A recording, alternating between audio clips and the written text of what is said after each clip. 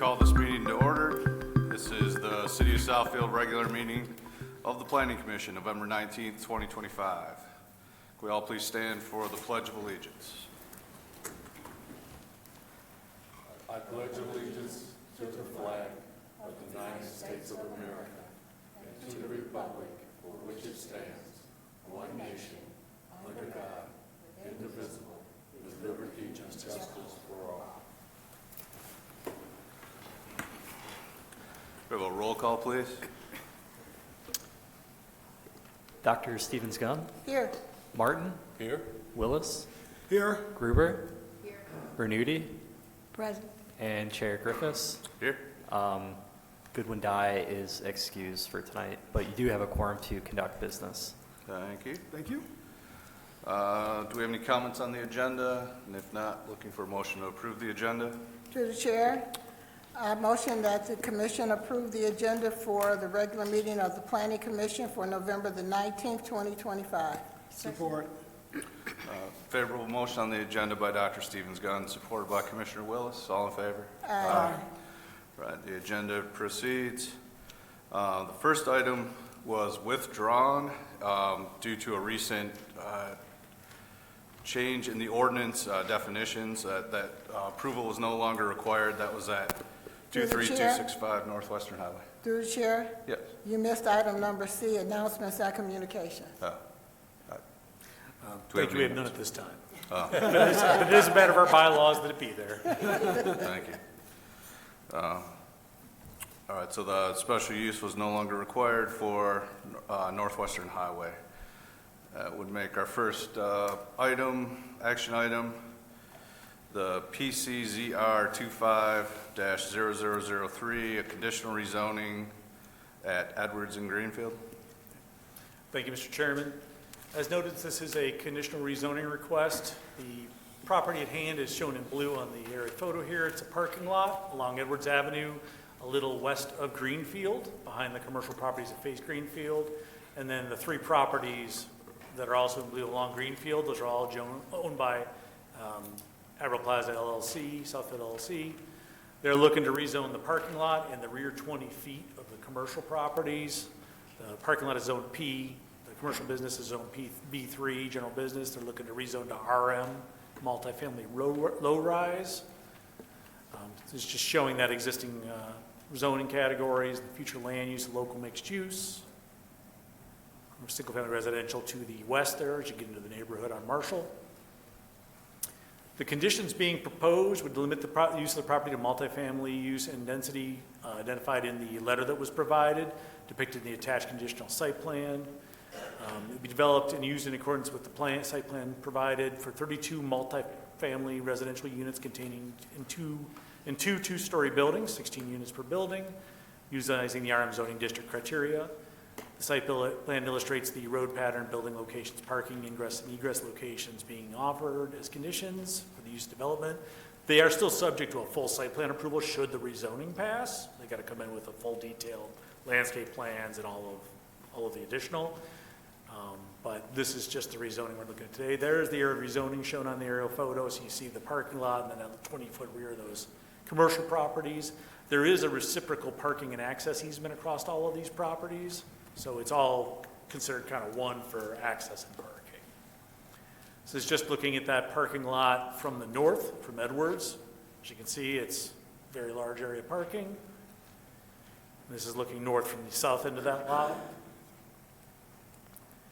This is the rendered concept plan that was provided with the application. You can see there's two buildings with the black roofs, so that would be the potential apartment buildings. And then you have the commercial buildings with the white roofs that are existing along Greenfield. This is the actual, a little bit more detailed conditional rezoning plan. What they would come in with, the site plan would have to be consistent with this. As you see, there's the two buildings, 2 stories. Couple of notes on that before we go to the petitioner. Because this would be complete reconstruction of this area, this parking lot, which probably has little or no stormwater controls, would have to be redone to handle all of the stormwater by modern standards, which have increased quite a bit over the years, particularly since the flooding in recent years. So an area down that has basically probably little or no stormwater management, the water probably goes directly into the storm sewers with no interception or slowing, would have to be improved. But the reciprocal easements would remain in place, so the parking and access would still function. It'll come up during site plan review, but the combined properties are a little short of parking. If they put in bike racks at all the properties, they'd be short like 4 or 5 spaces. They would need a waiver from the zoning board for that eventually, unless we work out some additional arrangements as we're going through the process. That was in your packet. We did the parking analysis just to make sure that it was potentially feasible. The petitioner is present if they'd like to come forward. They do have a few slides. I'll hand that off to them so they can talk about the development. Thanks, Tom. Right? Okay, got it. Okay. Good evening, Mr. Chairman, members of the Planning Commission. Again, my name is Tom Callis. That's K-A-L-A-S. My address is 31350 Telegraph Road, Suite 201 in Bingham Farms, Michigan. As Tom indicated, we are here seeking a recommendation from the Planning Commission to rezone the subject property, as you can see on the screen there, from vehicular parking to an RM, which is residential multiple low-rise, the 2-story buildings. And from the B3, we're taking a portion of those lots to rezone that to RM also and combine those with the parking area that's going to be rezoned to get our minimum 2-acre lot size that's required under RM. As you can see with the conceptual plan, what we propose to do with the property, 2 2-story buildings. Initially, we came in, or we had presented to go RMM, which is 3-story buildings, but cognizant of the single-family residential to the west of us, which single-family allows for 2 stories, we decided to go 2 stories also, so they can line up, and you don't have 3-story looking over a 2-story. So it's compatible with that. It's a nice transitional zoning to go from the single-family residential to the west to our low-rise multifamily 2-story buildings with 16 units in each building, and then to the commercial that currently exists, as you can see on the plan, and Greenfield Road. And there's an urgent care center to the north. As you know, there's a Dollar Tree, an Ace Hardware, a Wendy's over there, the smaller building to the south. My client owns and controls all those properties except for the Ace Hardware. And as your planner indicated, there's a reciprocal easement agreement for parking, so that's not going to be an issue. This is a use that, as you can see from the photos earlier, we have nothing but a sea of concrete there right now. Way more parking than is ever needed. So that area will be utilized, improved with these 2-story buildings. And I'll go through some of the photos here. And as your planner indicated, we will have to come in with a full site plan submittal, which will include the site plan, the landscaping plans, the lighting plan, everything required under your ordinance. The site will actually have to be engineered, so there will be stormwater management plan that will be put in place, approved by the city, approved by the county, and other agencies having jurisdiction. So you'll see all kinds of improvements back there. You can see on the south side of the property, it's heavily landscaped already with those trees. On the north side, there's an existing 6-foot concrete wall, brick concrete, which is what's required under the ordinance, and of course that'll be repaired and brought up to speed, and it'll look nice. So whatever has to be done to improve that. So we feel this is a nice development for the area. It's a use that's in demand in today's market. People are looking to rent. They can't afford. This will be a market rate project. People just can't afford to buy a house. They can't afford the down payment. They can't afford the debt interest rates, the maintenance, the insurance, the taxes, and so on. So this will be a nice development for the area. And as we go through our presentation here, and you should all have copies of this PowerPoint in your packet. You can see the elevations on the 2 buildings that we propose. And 2 stories. They're going to be aesthetically pleasing, very nice architecturally. You can see there and how they're going to be laid out. Over here is a project overview. Now what we did, and this can change during the site plan process depending on how the Planning Commission and City Council, or how the Planning Commission feels about it. The building to the north, we had turned it around so the front of it is facing the residential, That way, the back of it can face a parking lot, because that's where the bedrooms will be and all that. People are looking out of their bedroom windows, they'll be looking into the parking lot. But the building on the south, because of the existing screening and trees that are already there, we have the back facing that area and then the front facing the parking lot. But we can flip them around either way at the pleasure of the Planning Commission. That's not an issue. Now, just a little bit about the client. The good thing is that the applicant and owner is in town. They're not some national company that comes in and, does a development and is distanced from it. They are local. They live locally.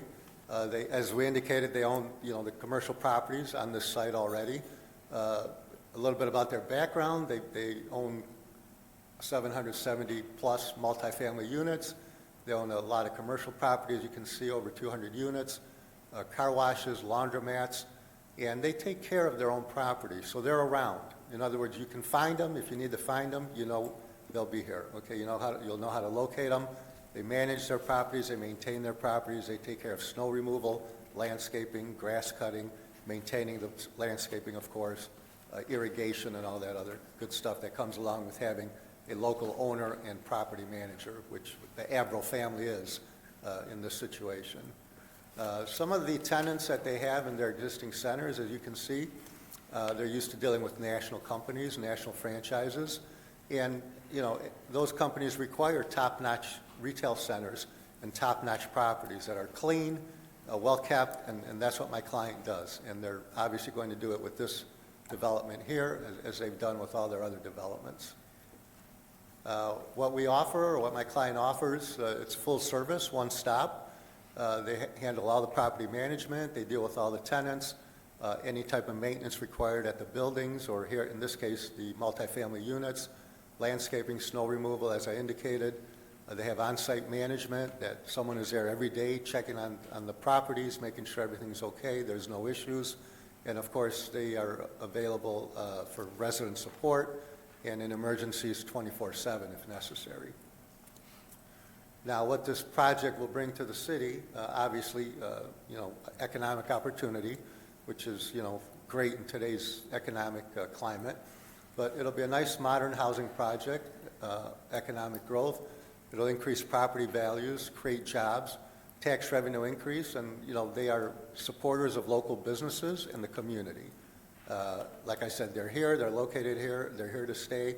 They have significant investment in the city. They wish to continue in making investments in the city and continue to be a good corporate citizen.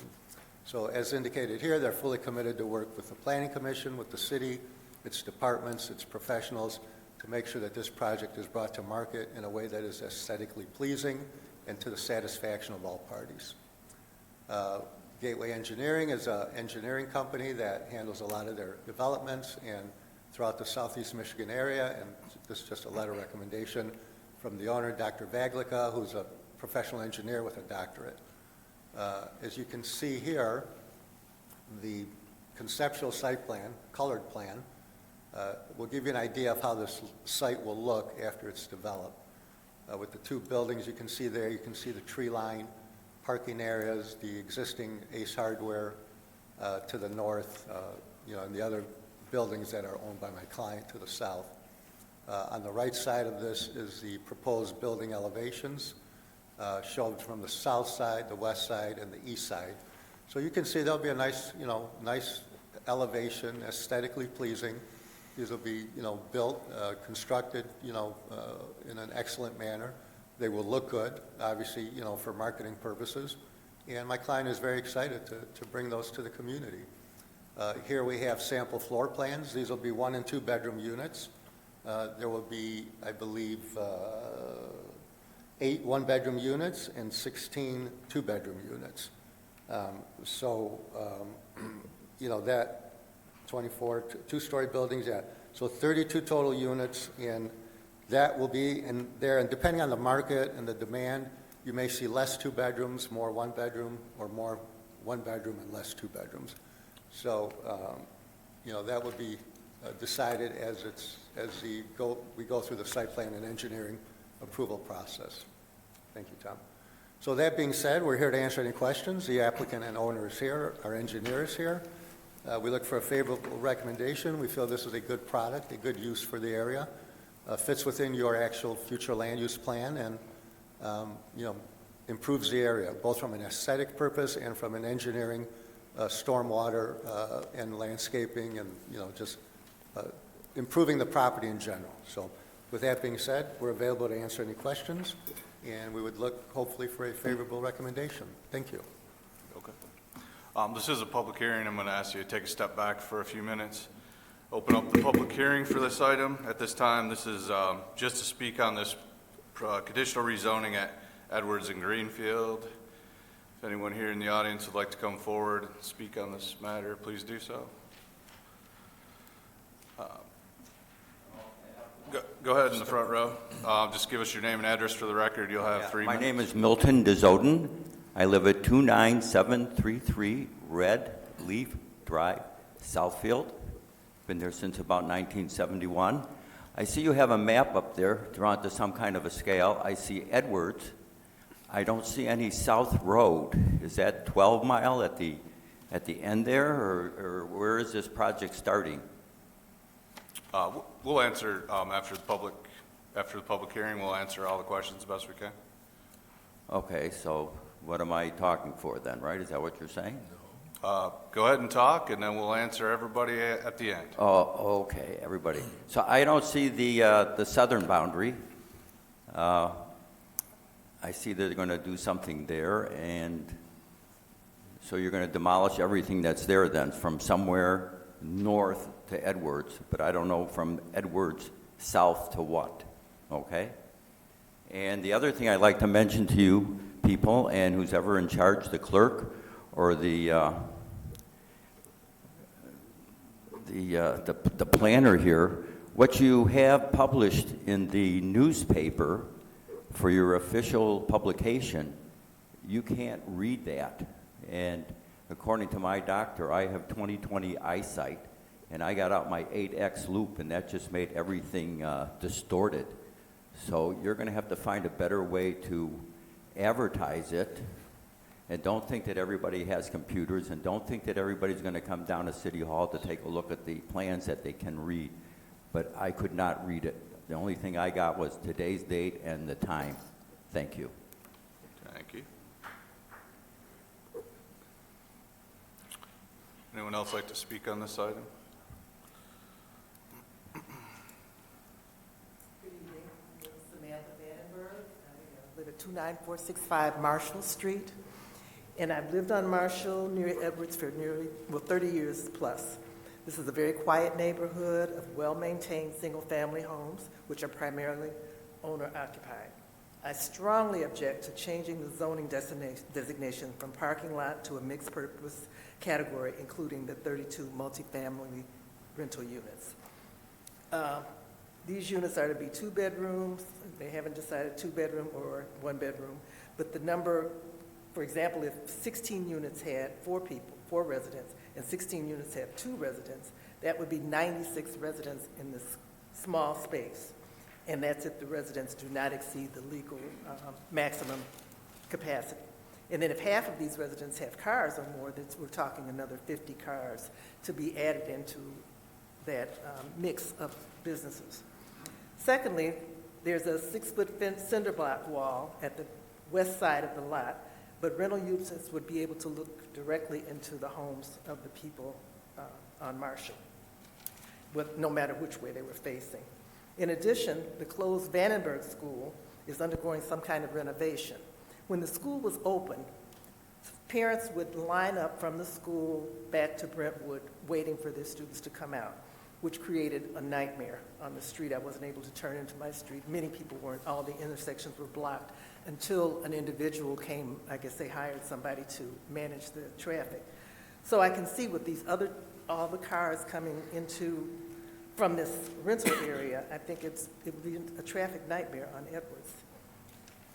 And, with all those intersections. Finally, a gun shop, the Red Zone will be opening on 12 Mile between Greenfield and Marshall, directly across the street, across a driveway from a nursery school, and another nursery school is in the same block at the corner of Marshall.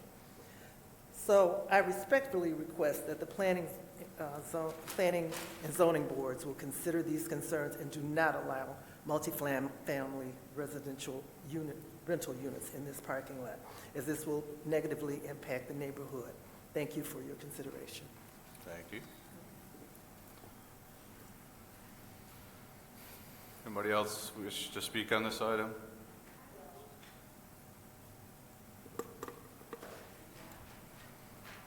I'm Ann Moore-Cody, and I live at 16358 Edwards, and I agree with everything Samantha just said. Edwards, if they do reopen this... Could you move a little closer to the Oh, microphone? sure, please? sorry.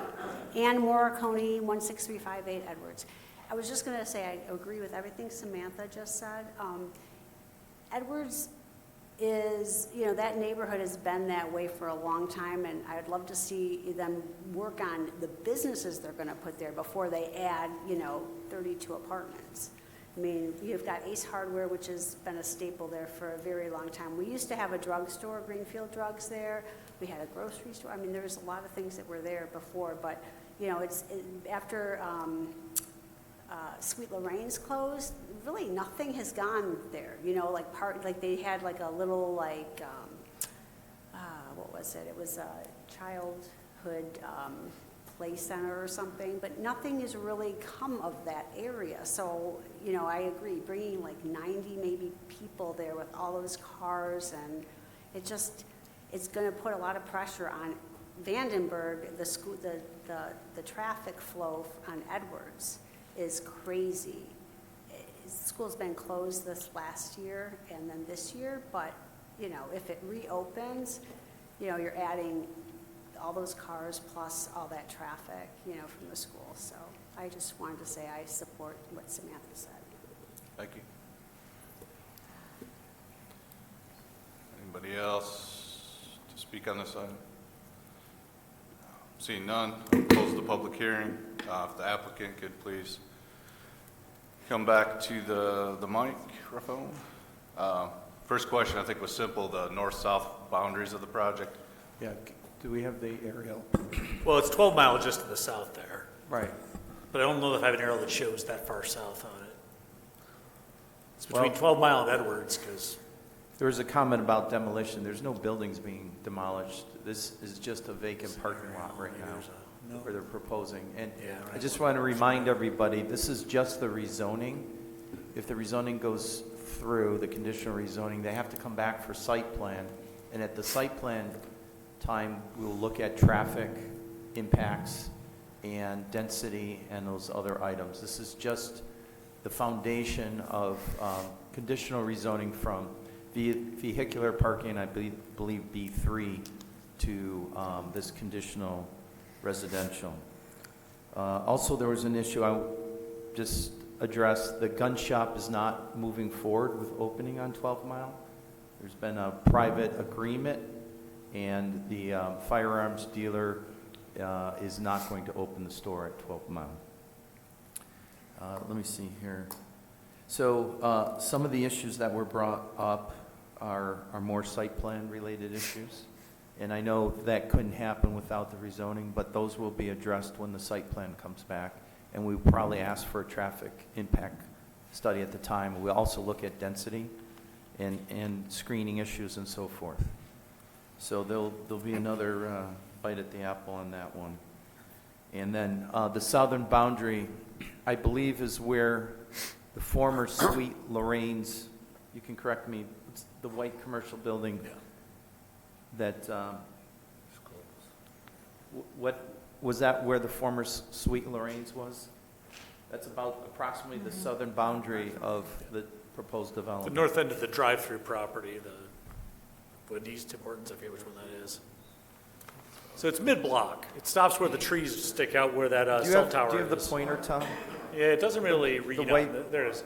The white building there, This is I Sweet believe, Lorraine. was the former Sweet Lorraine's. Yeah, there's a So cell tower. that's the southern boundary of your development.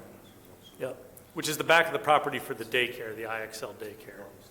Yes. So this is the IXL daycare right here, I believe back of the building.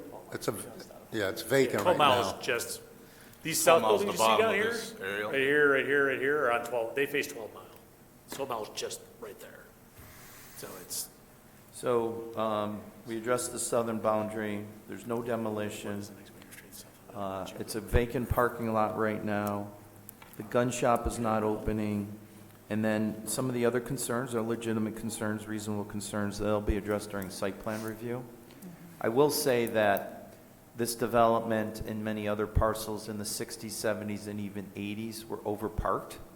And we have entertained out-parcel development, infill development, and this would provide a transitional zone between single-family and the more intensive commercial uses. So you need to take all that into consideration as you make your recommendation on this particular site. And that is a large parking lot. Is there any estimate of how many parking spaces are there today? And then there's 200 spaces today and it goes down to 50 spaces, or some kind of comparison? I know it's not designed yet, but just to give context. Yeah, there's an overabundance of parking as it exists today. Commercial parking ordinances back years ago used to require a sea of parking spaces. As the years have gone by, studies have shown that these commercial properties don't need anywhere near the parking that ordinances required, back then. So they've taken, a lot of municipalities have taken steps to revise their ordinances, to accommodate that. I think it would be helpful before council, to the chair's concern or question, is identify how many parking spaces are there now in the area that may be developed, and then what would be required if this went through for what you're proposing. Right. So that there really is going to be a net decrease in the number of parking spaces. Yep, and with this we did do a review in the data sheet in your packet. The multifamily project will require a total of 51 spaces, and on the property of the multifamily project, they're proposing 66. So they're proposing over the requirement, but because this is a coordinated parking lot, a couple of the parcels they're short a few spaces on the commercial, but because it's shared parking, it nets out in a net deficiency for all 4 parcels of 4 spaces. If you combine all 4 other requirements and they're provided, Sure. it nets out at 4. But they still need to identify how many existing parking spaces will be removed. Yeah, I don't, the lot is not currently properly striped, so it's hard to make that determination. Yeah. But they can provide that to us before the next meeting. Yeah, but obviously, when you come to the site plan approval, what'll happen is, So what's a lot actually of required. parking is going down to 66 minimum, and there's going to be room for Let me buildings. bring up our engineer, and I think Okay. he can answer your question. Mitesh Gandhi, Shelby Township. Existing parking number, we don't have the existing parking, how many numbers on the site, but we do have how many we proposed. We proposed total 91 parking. Well, again, before the next meeting, determine how many, Sure, we can try. How It's many- very hard to look at it, but again, we can lay it out as per the Just- existing plan and we can try. Yeah, parking space is 9 foot by 18 foot, Yeah. or what, Yeah, we lay 'em can up. lay it yeah, out. and for I'm sure we could find an old site plan that shows how many parking spaces are supposed to be there. Sure. And that's a good measuring stick. How many are there, how many will be proposed with the new Sure, development? good point. Good point. And again, Understanding, you're not proposing a building today, we're just talking about rezoning, but it's just helpful to give Yeah. context, scale. And that, again, will be dealt, as your planner indicated, during the full site plan approval process, so. And again, one of the other issues raised was the buildings abutting the single family. There's, between the buildings and the property line is 52 feet. The ordinance requires 50, plus the backyards of those single-family homes have an additional rear yard setback. I don't know what's required under that ordinance. Typically, it's at least 25, 35 feet to the rear yard. So there's plenty of distance there, and our buildings aren't going to exceed the 2-story homes that are in the existing subdivision. So, you have existing homes in that subdivision, where the backs face each other, right now. So, we took, steps to mitigate that by offering to, turn the one building around. but we can, any way the, planning commission is comfortable, or, engineering, when we go through engineering, we're not opposed to that, so. And again, we don't need to get into site plan Right. issues, but I did bring up additional trees, plantings, and screening adjacent to the wall to help mitigate those concerns. Sure. No problem. I think it'd be best to open up to the planning commission right now for any questions, and we can circle back if we miss any. Dr. Stevens, go ahead. Good evening. Couple things. First of all, to the developer, I'd like to thank you for the considerable investment that you're planning to make in order to change a parking lot that you own into residential housing. So I think that that's commendable, that you're making a significant financial investment in our city. The second thing I'd like to bring to everyone's attention is there's a similar development at 12 Mile in Southfield that is behind a bank of businesses right behind it. And that development is absolutely beautiful. It's very well maintained, and I'm pretty sure I could expect the same kind of thing. Although we're not talking about a site plan right now, there is a property in the city that has done a very similar thing, and they've done it very successfully. My only other comment is that, again, you're making a very significant financial investment for 32 units. That's pretty good. Thank you. That's pretty good. Those are my comments. Commissioner Martin?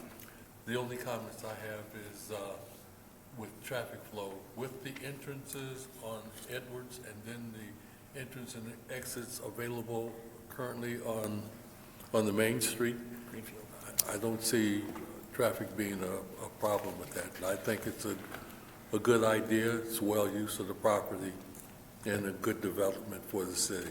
Yeah. Thank you. We look forward to it. Mr. Wills? I think I'm going to mimic my colleagues, but I think I have one other concern. One of the things is I like the looks of the project, and rather than getting in sight zone, I just think it's a little sterile.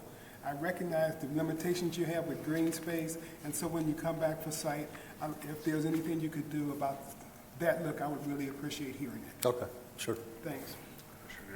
I just agree with all the other comments, and also I think it's great for affordable housing, which is something that we seriously need, so thank you. Thank you. Commissioner Bernini? Yes, I'd like to also thank you for the excellent presentation that you made and that you're investing in Southfield, which we absolutely appreciate. I would like to ask also, how many employees, you said that you would have on-site employees. How many do you have in mind for that? We propose 3 to 5 employees. That could obviously change, but, that's depends on occupancy and, the needs of the tenants, but generally in that range. I see. Okay, I think my other questions would be after we get past the rezoning. So thank you very much, appreciate it. No, thank you. I would support the rezoning of this property. I think it's a nice transition between the very intense retail uses in the busy street and the quieter single-family to the rear or to the west. And also, you're proposing comparable sized buildings, which I think is important.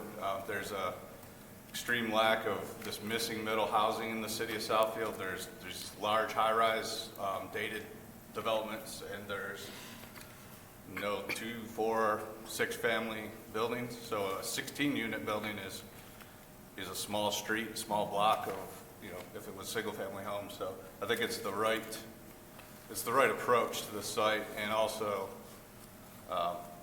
we've seen a lot of successful redevelopments taking away this large sea of parking throughout our city that was from a foregone era. So, there's a lot of environmental benefits to mitigating stormwater and a few people versus what could potentially be a lot of retail intense developments in this area. Anything else from the commission? Good. Address most of the items, except the readability of the public notice. I'm not sure. Yeah, so we did also recognize that the print type, especially this last public notice, Yeah. was lacking, and Mr. Payson and I have talked about putting additional pattern or darkening up the lines. It just, for some reason, it got washed out in this last publication. Yeah, So- even the text that was printed was pretty faint. So I don't know if we- this is a problem with production value with the Southfield Sun, but I'm going to talk to my representative We there are about trying that. to address that issue, Yeah. and we apologize. But I will say that we advertise not only in the paper, we send out notices 350 feet property, any homeowners organizations that's registered with the city. We post on the clerk bulletin board. It's on the city website, and under the planning department homepage, this is a very good tool, planning department projects online. We have a map with stars for all imminent or recent development. You click on that and you can see full color renderings and see the status of every project. So the newspaper ad is just one of many ways that we try to get the information out to the public, and we will try to address that washout for the next time. Okay. Do we have a recommendation from the planning department? Yes, Mr. Chairman. Oh, Do you have another question? Yes, I'm sorry. No question. Oh, okay. The recommendations first. yes, Mr. Chairman. We are recommending favorable recommendation of PCZR 25-0003 to conditionally rezone the parking lot parcel on the south side of Edwards, west of Greenfield, and from P parking, and the westerly 20 feet of the 29095 through 131 Greenfield Road from B3 to RM, low-rise, multifamily residential. It is consistent with the comprehensive master plan for local mixed use, which calls for a mixture of neighborhood, commercial, service, office with accessory multifamily uses. That would be consistent with a lower intensity transitional use. The proposed conditional rezoning allows development of two buildings, 2 stories, 32-unit apartment building that would provide apartment complex with a provide complementary transitional use between the commercial uses on Greenfield and the single-family homes to the west. Down here are the conditions: execution and recording of conditional rezoning agreement, subject to review in city by the city attorney within 6 months of enactment of the rezoning. We started adding this deadline because we were having trouble getting these agreements completed timely. So we're putting the developers on notice that they need to actually complete the paperwork if they want to do this. The properties will be developed in accordance with the other conditions of those offered by the applicant, developed and used in accordance with the submitted conceptual site plan, in particular, max 32 multifamily residential units, maximum 2-story tall buildings, arrangement of site improvements consistent with the submitted conceptual plan, final site plan subject to approval by the Planning Commission. With that, we're looking for a motion on PCZR 25-0003. Through the chair. Thank you. We've got To the chair, I'd like to make a favorable motion to PCZR 25-0003. Support. Got a favorable recommendation by Commissioner Bernuti, supported by Commissioner Willis. All in favor? Aye. Any opposed? All right, favorable recommendation. Great, thank you. Next Thank step, you. City Council. Thank you. Next item are 2 different items on the same parcels. PZR 25-0003, that's a rezoning, followed by the site plan review, PSP 25-0007, 4 parcels at West Haven and 2 parcels at West Hampton, west of Macaulay Street. Thank you, Mr. Chairman. As noted, this is a request of the Habitat for Humanity for Oakland County. They're looking at a couple of, kind of a 2-part project here. They want to build a 2-family unit like the ones they built on Westland on the parcel in red there, but to do that, they needed to rezone, and they need at least 1 acre to rezone to avoid a spot zoning. So they got the other property owners in blue there to agree to participate in the rezoning, submitted separate applications in a group for all those properties signed by all the various owners. And so the first part of this is the rezoning from, let's see, this one is R1 to RT. The RT is what we've rezoned the Westland properties to build those 2-family attached units. And then this is not a conditional rezoning, it's just straight rezoning R1 to RT.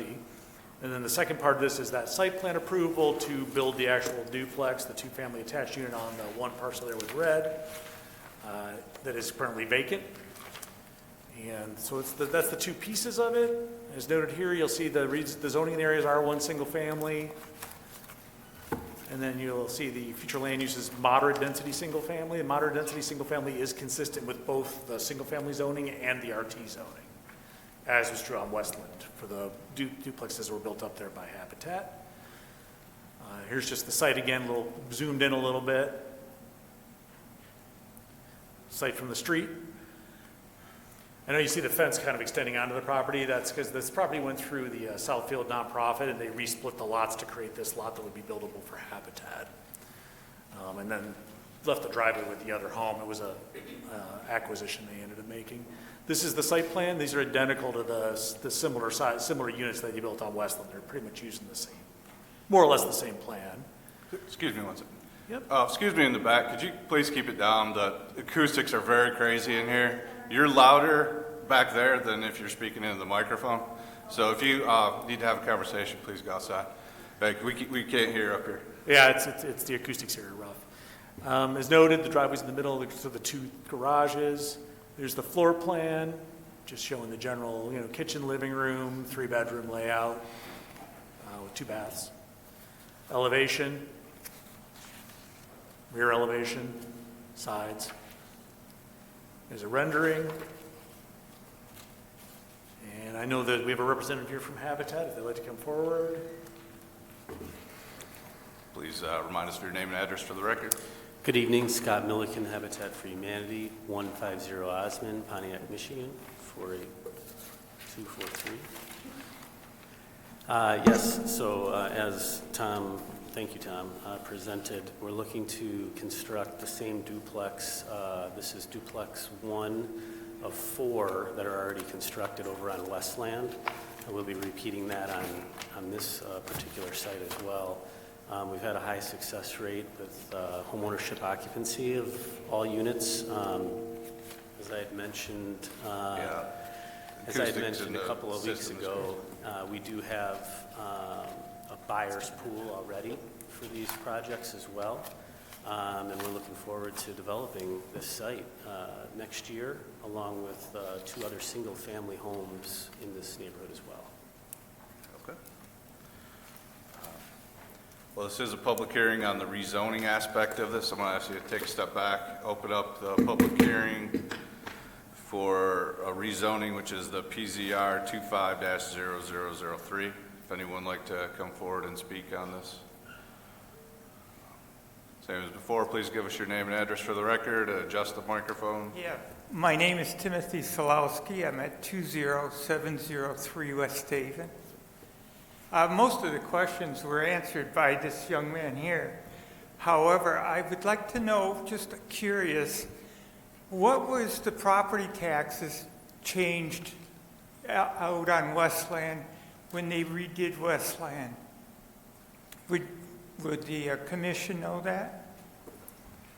I don't think we would know exactly, but we can. It's a public hearing, let them ask all those questions. Yeah, same thing as before. Give us all your feedback and we'll answer what we can. Okay. Sorry. Anybody else wish to speak on this item? Please go forward.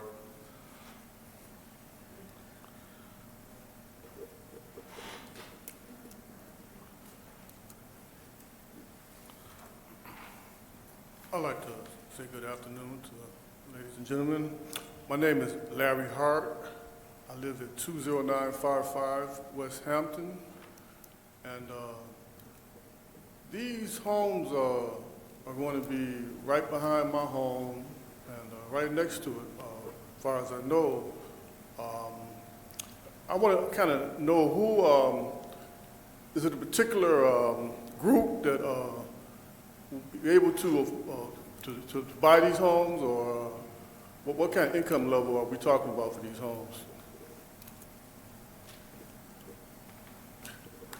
And I want to know also, will they consider, we have a lot of seniors in our neighborhood, and we have some people who just, have children, some young children. What is it? Are they going to be considerable about the noise level? When they're building these homes. That's basically a comment I want. Could you clarify, you said detail level? Was that what, did you say detail level? Like quality level? Is that what you meant by that? I wasn't. I believe you said noise. No. Yes. It was your second point. Yes. You talking about who So curtail homes to? Or? who can buy them and Right. noise? Okay. Right. Yeah. I thought you had another question. Thank you. Okay, no, that's it. That's all right. Thank you.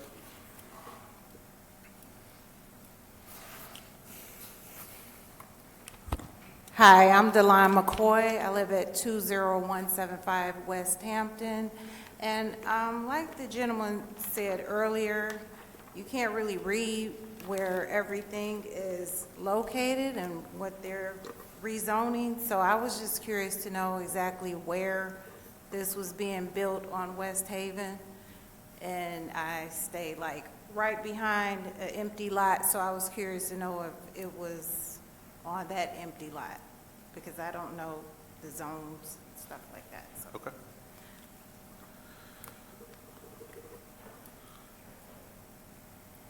Anyone else wish to speak on this item?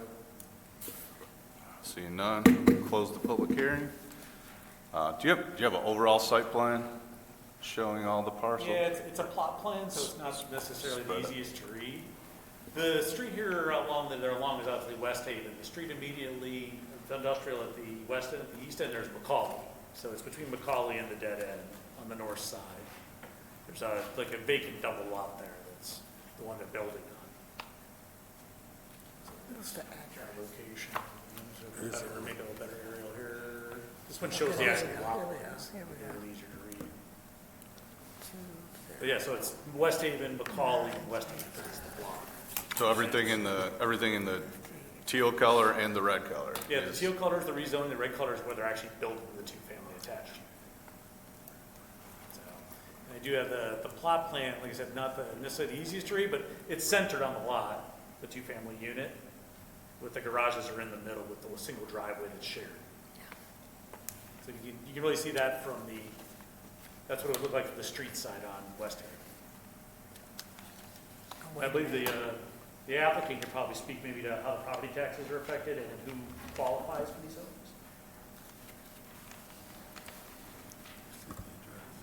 Property taxes aren't going to be my area of expertise.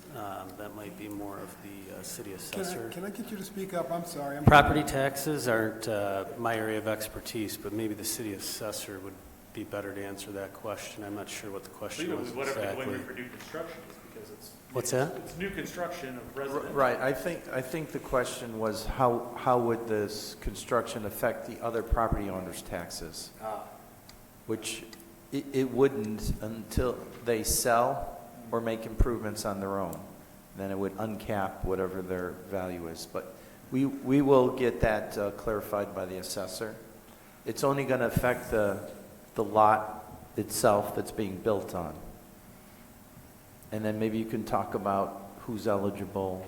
Yeah. And a little bit about your home ownership and that whole sweat equity program and so forth. Certainly. So the target buyers are 80% area median income buyers. That's as stipulated by HUD regulations. And what we have as a program at Habitat Oakland is we provide a program where our home buyers go through home maintenance courses. They learn about home ownership maintenance, financial education courses. We have HUD certified counselors on staff. And quite frankly, they learn more than I had known when I bought my first house for myself. But it's a very robust program. Beyond that, they're also connected to us throughout their continuum of home ownership, whether this be a starter home for a 5 to 10 year period or their forever home. We stay in contact with them, and they utilize our services throughout the rest of their lives, pretty much, is what we've seen with our other clients as well. And you have currently a waiting list, don't you? for That's these? correct, yeah. And how do you get on that waiting list? Yeah, I think he did, I think someone also made a comment about potentially like seniors and being, maybe being able to purchase. We are a fair housing entity, so anyone is able to apply for home ownership through our program as our, we're a developer, and the best way to apply for our program is on our website at habitatoakland.org. We have an application process there, or we have a phone number you can reach out to schedule an appointment to do an application with us at our offices. And I know your criteria is 80%, but what would be the typical home buyer? Is it a single parent? Is it 3 children? Is it empty nester? Yeah, it's hard for me to kind of go down that path of trying to pinpoint a stereotype because we are a fair housing entity. And we have a variety of home buyers, whether it be people that are downsizing, people that are starting out with families. We've got a whole variety of different buyers in our program. Maybe the size of the house? Is it 2-bedroom or? It's a 3-bedroom, 2-bath 3-bedroom. home, yeah. I think that square footage wise, it was around 1,000. I have to pull that up.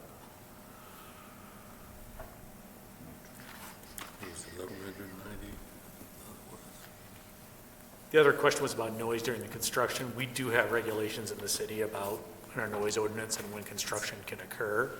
It's, I think, not before 7 a.m., if I remember correctly, Terry, do you remember? Yeah. And not after... It's 7 a.m. till maybe 7 p.m., something Yeah, like it's that. that, And they there's can't more really be... restrictions on the weekend. Yep.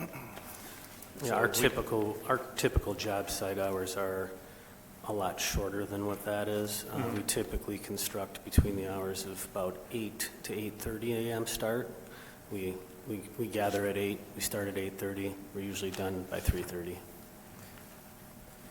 And the homes are, the units are 968 square feet.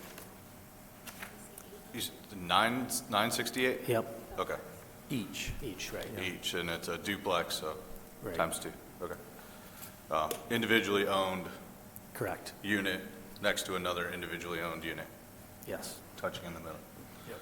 All right. To the commission, Dr. Stevens, got any questions? Well, actually, I have Google Earth. If you'd like to see the property, I have it right here. So you can see, come on. I'm sorry, that way she can see it. This is the property, and if you scroll back and forth, you'll be able to see your house. Bring me my iPad back. Okay. All right. I mean, I can take a quick look, I can see. Commissioner Wells? Okay? All right? You're very welcome. All right, other than that, I think it's a great project. I'm looking forward to more affordable housing in our communities. Thank you. Thank you. Just to remind the commission too, we're going to vote on rezoning and then we're going to vote on the site plan review. Yep. But let's talk about all of it right now. For the rezoning, being able to build houses in the neighborhood where you have vacant lots is a wonderful idea, and it's something to help improve the city and provide additional residents. I think it's a good idea. Thank you. I'm sorry, I'm going to demur to my colleagues again, so thank you so much. Sherry Gruber? Thanks for picking Southfield. Habitat for Humanity is a great organization. Thank you. And for continuing to stay here in Southfield. You built some really beautiful places. I appreciate it. Thank you. I'm glad we're addressing a missing piece of our zoning ordinance where you can't build a duplex Yeah. previously. And small units like this, I think is a good, it's missing in the city. And it's going to be very well received and it's very desired right now. Who had a question? I did. Okay. So I'm going to be in favor of the rezoning for the reasons I was in favor of the other rezoning. And these are going to blend in very nicely, I think, to a single-family neighborhood. All right. So with that, if there's no more comments, looking for a recommendation on rezoning from the planning department. All right, yes, indeed. Staff is making a favorable recommendation of PZR 25-0003 to rezone the 6 contiguous parcels, 4 on the north side of West Haven, 2 on the south side of West Hampton. They're all west of Macaulay. From R1 to RT, attached single family. For the following reasons, the Southfield Comprehensive Master Plan indicates moderate density single family for this property, which calls for single-family homes and lots less than 20,000 square feet with complementary small-scale institutional uses. Attached single-family residential uses of this sort are consistent with that designation. The proposed rezoning to RT, attached single-family, would permit construction of new single-family residence on vacant lots in the area, will provide infill development to support long-term health of the neighborhood, provide additional options for home ownership in the community. That we're looking for a motion on the rezoning aspect of this project. That's PZR 25-0003. Through the chair, I recommend that the Planning Commission accept the recommendation from the Planning Department to approve the rezoning request for PZR 25-0003. Second. Favorable recommendation by Dr. Stevens-Gunn, supported by Commissioner Martin. All in favor? Aye. Any opposed? All right, the rezoning proceeds. Now, just the site plan review aspect of this project. Any additional comments? Dr. Stevens? Through the chair, just want to remind you, because this is less than 3 units in an RT, this is a recommendation instead of a final site plan approval, so you're making a recommendation to council instead of approving the site plan tonight, just because of the way the RT district works. Okay. Based on the fact that basically the floor plan for the project is the same that we've reviewed and approved before, I have no questions. I think it's a wonderful idea, and it helps with the development of new housing. Thank you. Thank you. My concern is sameness. You're building with the same floor plan. Will all of the houses, including the ones that's already built, will they all look exactly the same? No, they do not. They have different color schemes. Okay. And this one in particular is far removed by 2 blocks from the other ones as well, so it's going to really be an individual site from the other ones. So even the buildings that's close to each other, will they have different color schemes? They already do, yes. You Okay. can see them. They're live right now. Okay, thank you. No question, thank you. One comment. One of the things I think people need to understand is Habitat for Humanity, people have to put sweat equity in, not necessarily in the construction, but going through the training courses and that, and they are tied to be in the property for a set number of years. I don't remember if it's 5 or 7, but they have a commitment to that property, so it's not something that someone's going to move into today and out of next year. That they are looking for a home to build and have for some period of time. Thank you. Thank you. Well, I'm in favor of this project. A few short years ago, there was no duplexes in the city of Southfield. Somebody had to go first. It was kind of an uphill battle. Now, you can say, we already built them over here, they're successful, and you get a little bit of momentum, but at the end of the day, you're still infilling vacant lots. The neighborhood remains and evolves around it. You're not going in a cornfield and throwing up 100 of these things. So I think 2 new houses over here, 4 there, 1 here, that's how cities evolve and look good and work well anyway. So I think it's just a natural fit, and I'm very in favor of this project. Through the chair, I just had a question. Do you plan on building the sheds? Yes. Okay, so I think we just need that reflected on the site plan for council. Will do. And I think your first units had the garages on the outside. No, the second, third, and fourth. Okay, the second, yeah, so there is some variation even in the floor plan. This is exactly the same as the first building. Yeah, right. The north side of Westland. Oh, I see what you're saying. Yes, thank you. Okay. All right. Is there an additional recommendation from the planning department? Yes, sir. We are recommending favorable recommendation of this site plan. It does meet the standards in the ordinance in the RT district for site plan approval is noted appearance, coordination with adjacent sites, public services, site design characteristics, vehicle circulation and access. It would be, based on the documents before you, the conditions would be site and building shall be developed in accordance with the revised plan set before you. Final landscaping plans to be approved by the city planner. Continuous compliance with all applicable codes, ordinance, statutes, all work to be performed under plans, permits, and inspections by the city of Southfield. Looking for a recommendation from the Planning Commission? Through the chair, I move for favorable consideration of PSP 25-0007 site plan review. Second. I've got a favorable recommendation by Commissioner Willis, supported by Commissioner Bernuti. All in favor of? Aye. Any opposed? All right. Thank Favorable you all. recommendation to City Council next. Thank you. Thank you. Thank you. Next, two items at the 100 through 200 Galleria Office Center, rezoning PC ZR 25-0004, and a special use at PSLU 25-0009. That's actually a third item in the site plan. It's just And, on the next slide. What's that? No? Three items? Yep, great. Site plan review also. Some more letters, PSP 25-0008, and numbers. Thank you, Mr. Chairman. As noted, we are looking at conditional rezoning, a special land use, and a site plan. I'm just going to start with the conditional rezoning. Right now, this site is zoned RC, Regional Center. It is regional mixed use in the master plan. One of the reasons the store, actually, the wholesale store, the Costco store, could go into the RC district. It's actually the fuel station that requires the B3 zoning. So given that the site is well over the minimum 1 acre for siting, and there is some B3 in the area, and it is consistent with the regional mixed use, they opted to just rezone the entire property since you'd have to split zone the property otherwise. So we are looking, it is a conditional rezoning request. These are the exclusive uses they've proposed to exclude as conditions of the rezoning. Just go through these quickly. These would normally be allowed in the B3, either permitted or special land uses.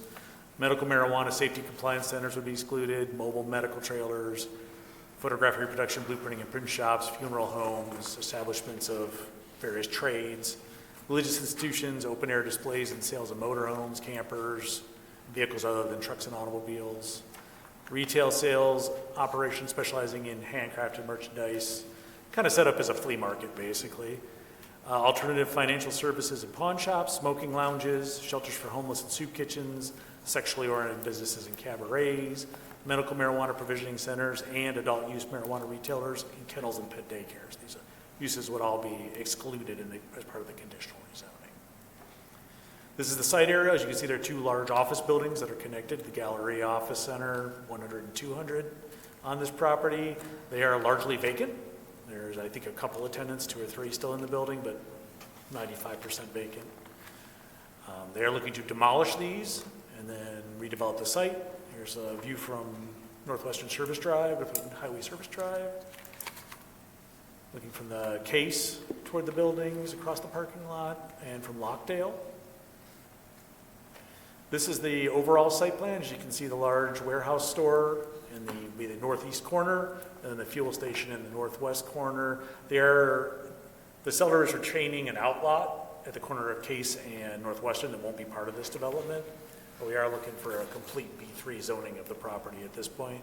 B3 is a pretty flexible district as well. It's likely that outlot will be pretty acceptable to most B3 uses as well. They will be expanding the detention pond, obviously reconfiguring the parking and the site generally. This is just a floor plan of the store, a typical layout with the racking and point of sale and other areas you find in a Costco.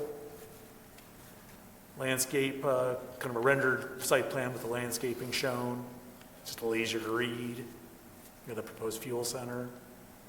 Some renderings of the proposed store. Night rendering showing some of the lighting. Fuel station. These are the elevations for the warehouse store, elevations for the fuel station. I believe the petitioner is present if they'd like to come forward. I don't think I have. And there are some slides that they provided for their traffic engineer, so I'm going to turn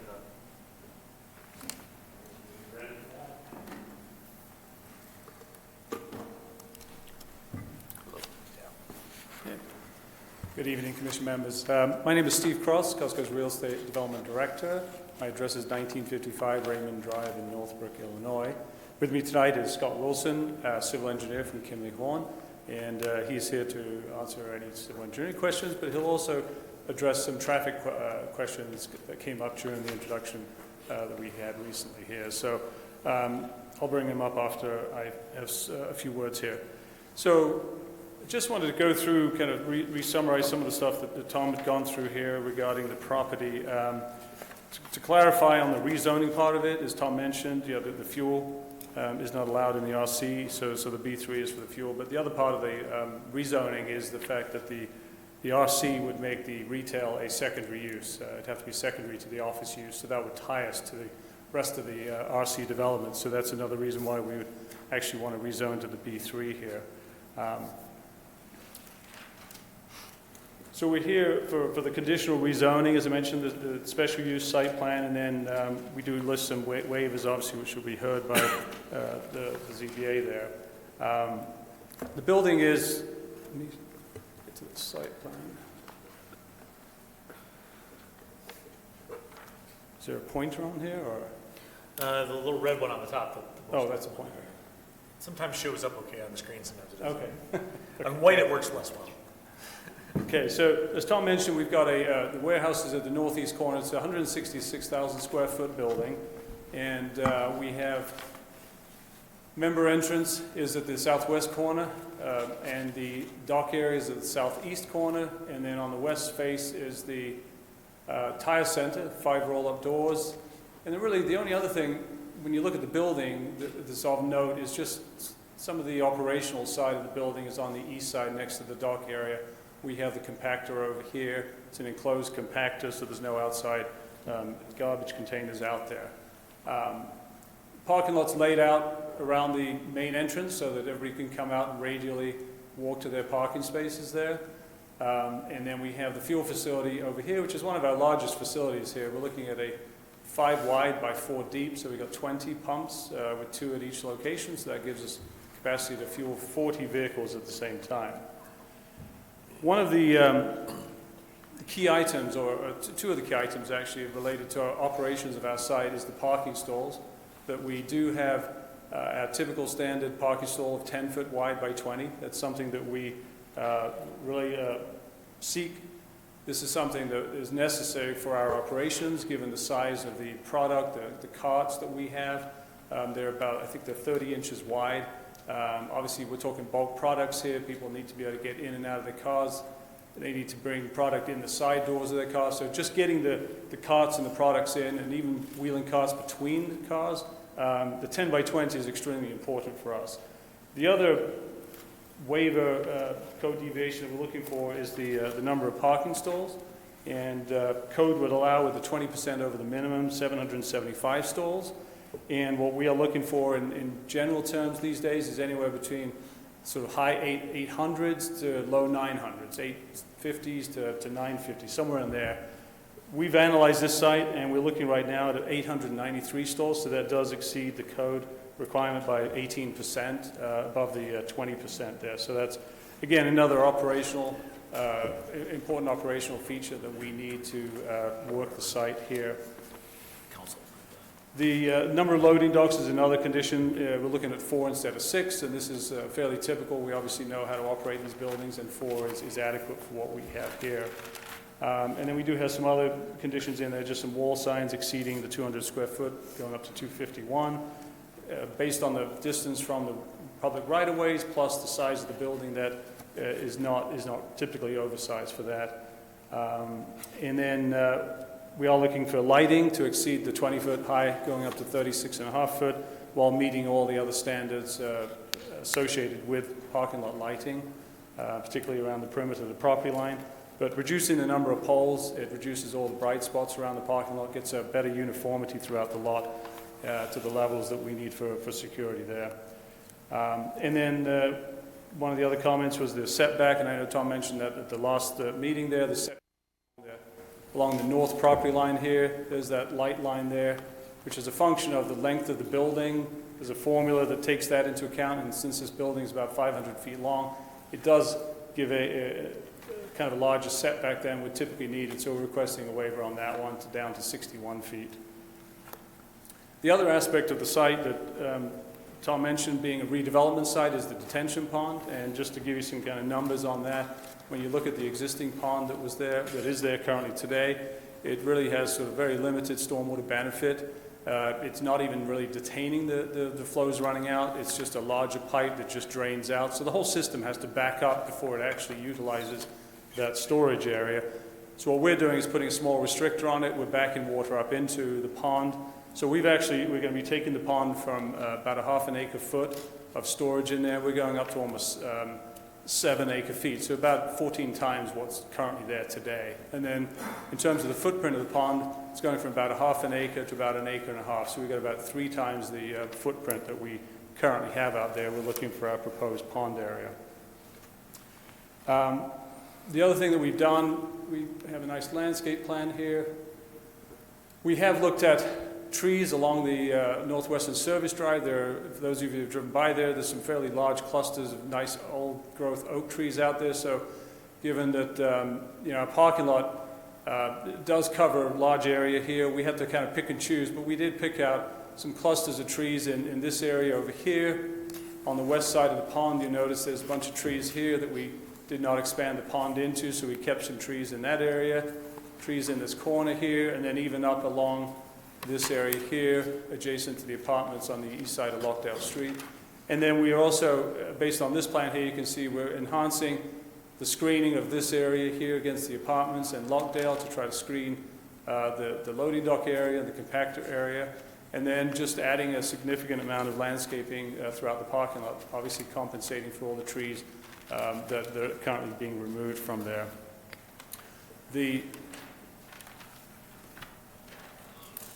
Just wanted to get to, let's see. So in terms of the architecture of the building, we have our metal buildings, architectural panels there. They're highly efficient, they're recycled material, and with recycled insulation bats attached to the inside. So in terms of sustainability, we feel that this meets the needs of those goals, as well as the type of construction of the building, allows us to put up this building fairly quickly. We can get from day one to being open is 130 days when the building is started to when we actually open the doors there. So in terms of carbon emissions and impact, obviously being able to put this up that quickly reduces a lot of that impact environmentally there. We did break up the building, as you can see, by just utilizing the different colored panels here, as well as changing the parapet height as you move along the building here. So we've broken this up into 3 panels and 3 panels here as well. We've also added CMU, concrete mason units along the base, and then around the tire center here. Over on the right-hand side, this is the entrance canopy. We've got the roll-up doors, so in wintertime we can keep those closed. In summer, good weather, obviously we can roll those up. And then this elevation over here shows the elevation along the compactor area and the mechanical side of the building. The fuel center, it sort of mimics the architecture of the main warehouse building, so we do use the same metal panels, so we're complementing that. And these are just small signs that we are requesting, I think, a waiver on that. Yeah, 21 square foot on all sides.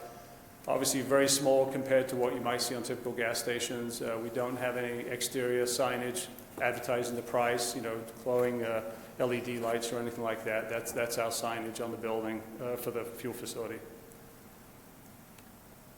And then I'll turn it over to, I'm available to answer any more questions obviously after, but I'll turn it over to Scott so he can address some of the comments that were raised as far as the perimeter roads and intersections.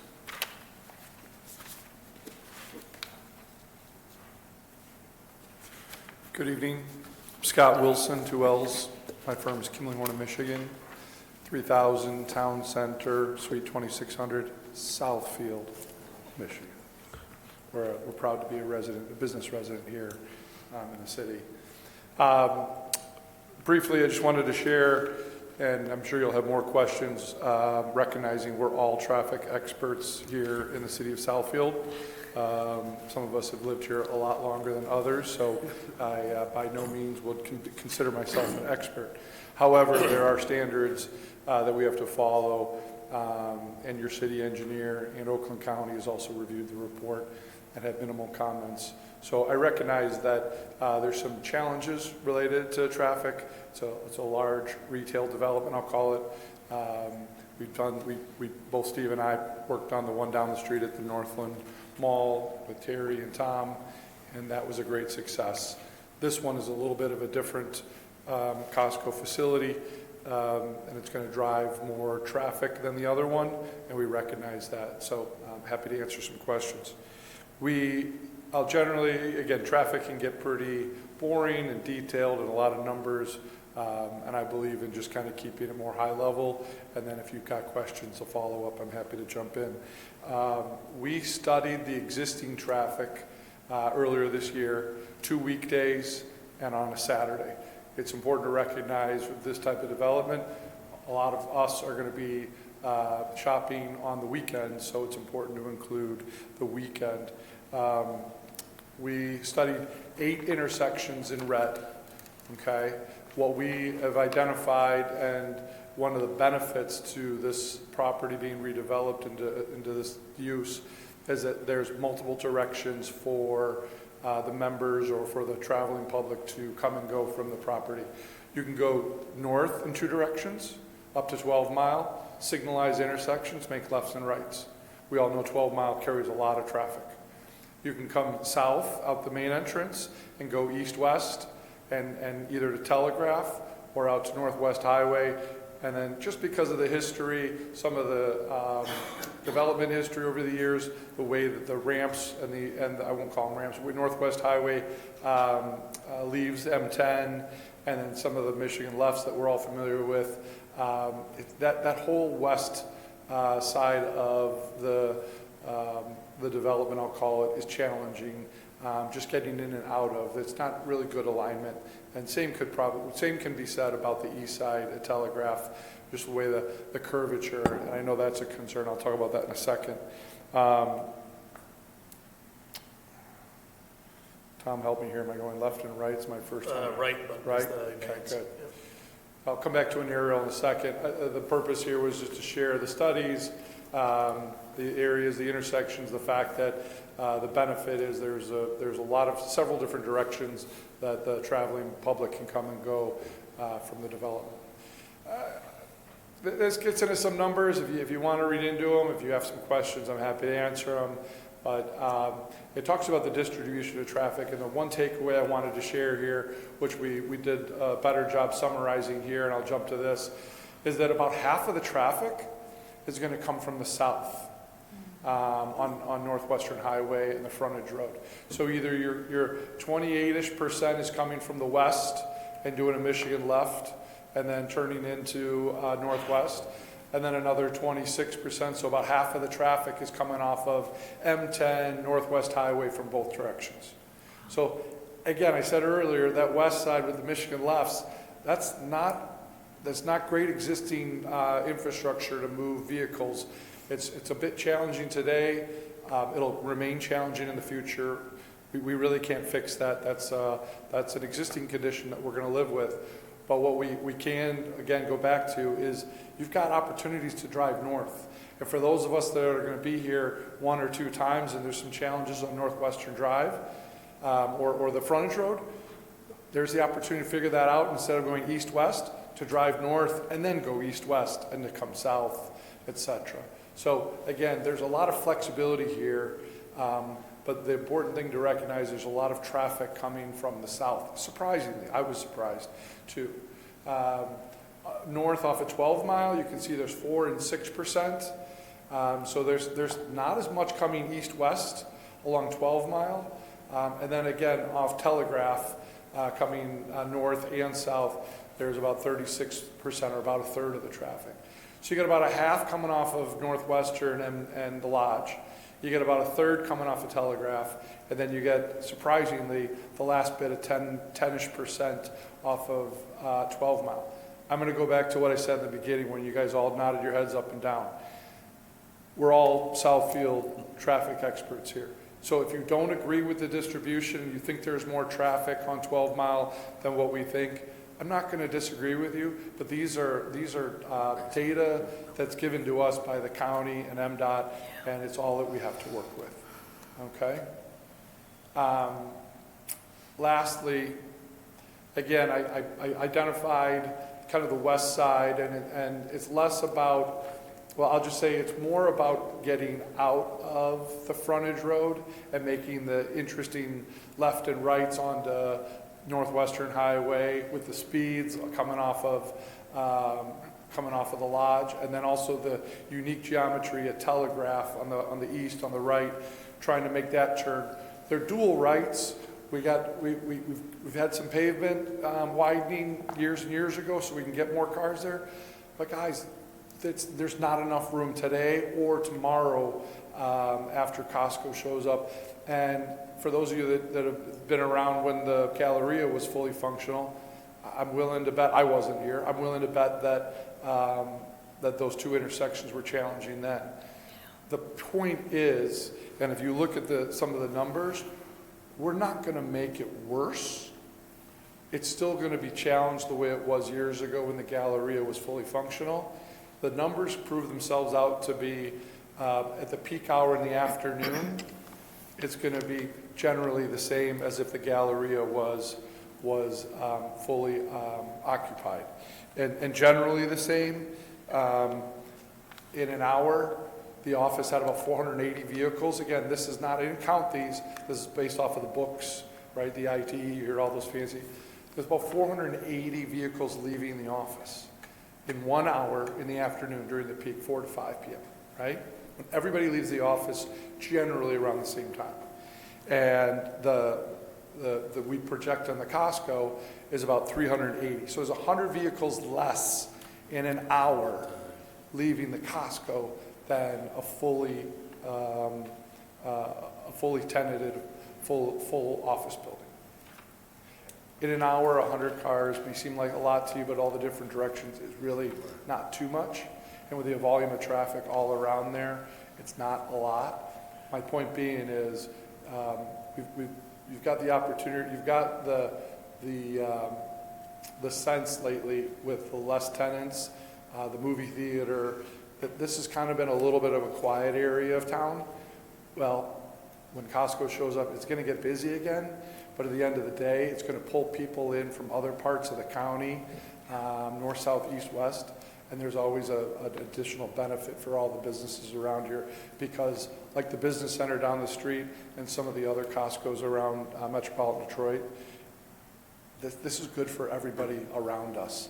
So once you go once or twice, you're going to have to figure out how to work around some of these interesting intersections that we cannot change. We've made some recommendations on the signals and the optimization, but I'm not going to hang my hat on those that they're going to make life a lot better. Just getting out's going to be a little bit more challenging, like it was back in the day when the Galleria was full.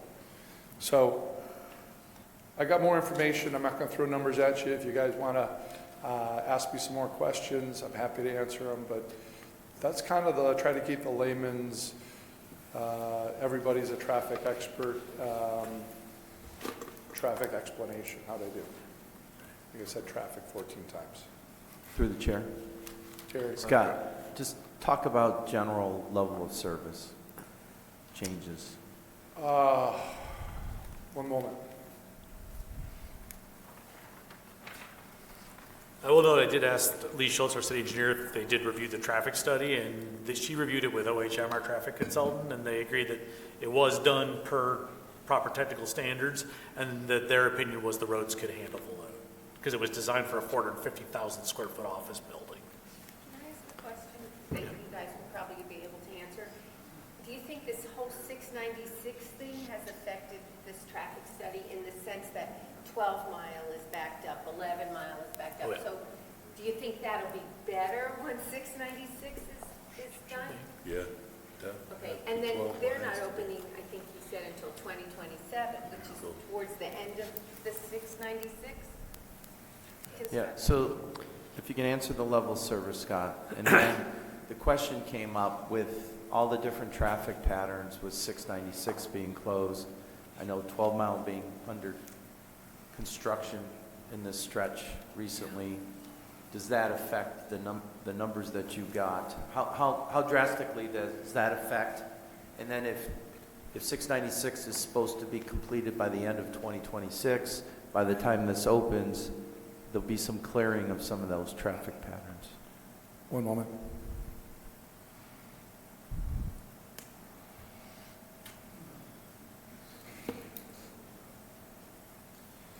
Just wanted to clarify with Costco the proposed schedule. I can tell you, based on the timing to get through your process, the timing to get plans bid, the timing to demolish almost a 500,000 square foot office building, and then start the construction, Costco will not be open and operational next year. So with 696 work complete end of next year, life is back to normal. And I think we'd all agree, once 696 is open in both directions, we'll all see traffic come back off of our local roads and go back to normal. And while this is, it will improve the general Southfield area, east-west along 696 and even north-south. I can't say that it'll change the challenges on the east and west ends at Telegraph and Northwest Highway. But I can say that it will reduce some of the the morning, evening challenges that we face getting to and from where you live around Southfield. I've experienced it myself. I'm not speaking as a civil traffic engineer. I'm just speaking as somebody who drives from our office all over Southfield, whether it's 7, 8 a.m., 5, 6 p.m.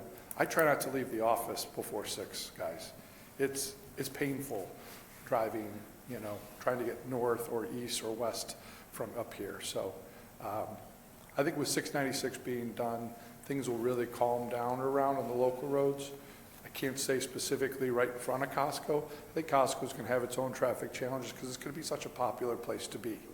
It's going to be like the other Costco's that we've all been to, or larger retailers, Meijer, et cetera. So it's a long-winded answer, but I didn't have a great straightforward answer for you either. How about level of service?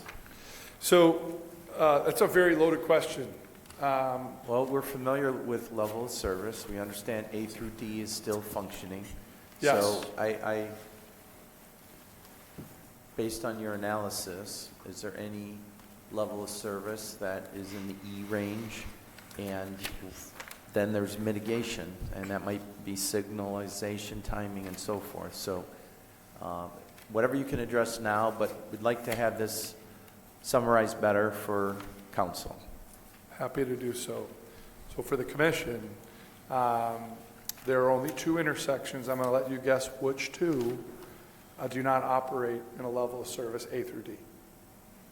And that is the east and the west one, Telegraph and Northwestern Highway. Unfortunately, that's a big function of timing on Telegraph with how much green time there is because it's such a major north-south arterial. We all know that. There is not a lot of green time that's given to get out onto Telegraph, so we stack more. And then again, over on the west side, with the amount of traffic running off the lodge there in Northwestern, you're not going to be turning green time quickly, and so you're going to get held up there. So ideally, the recommendation is to give a little bit more green time, but both of those intersections in the peak hours, especially in the afternoon and Saturdays, they're at a level of F, level service F.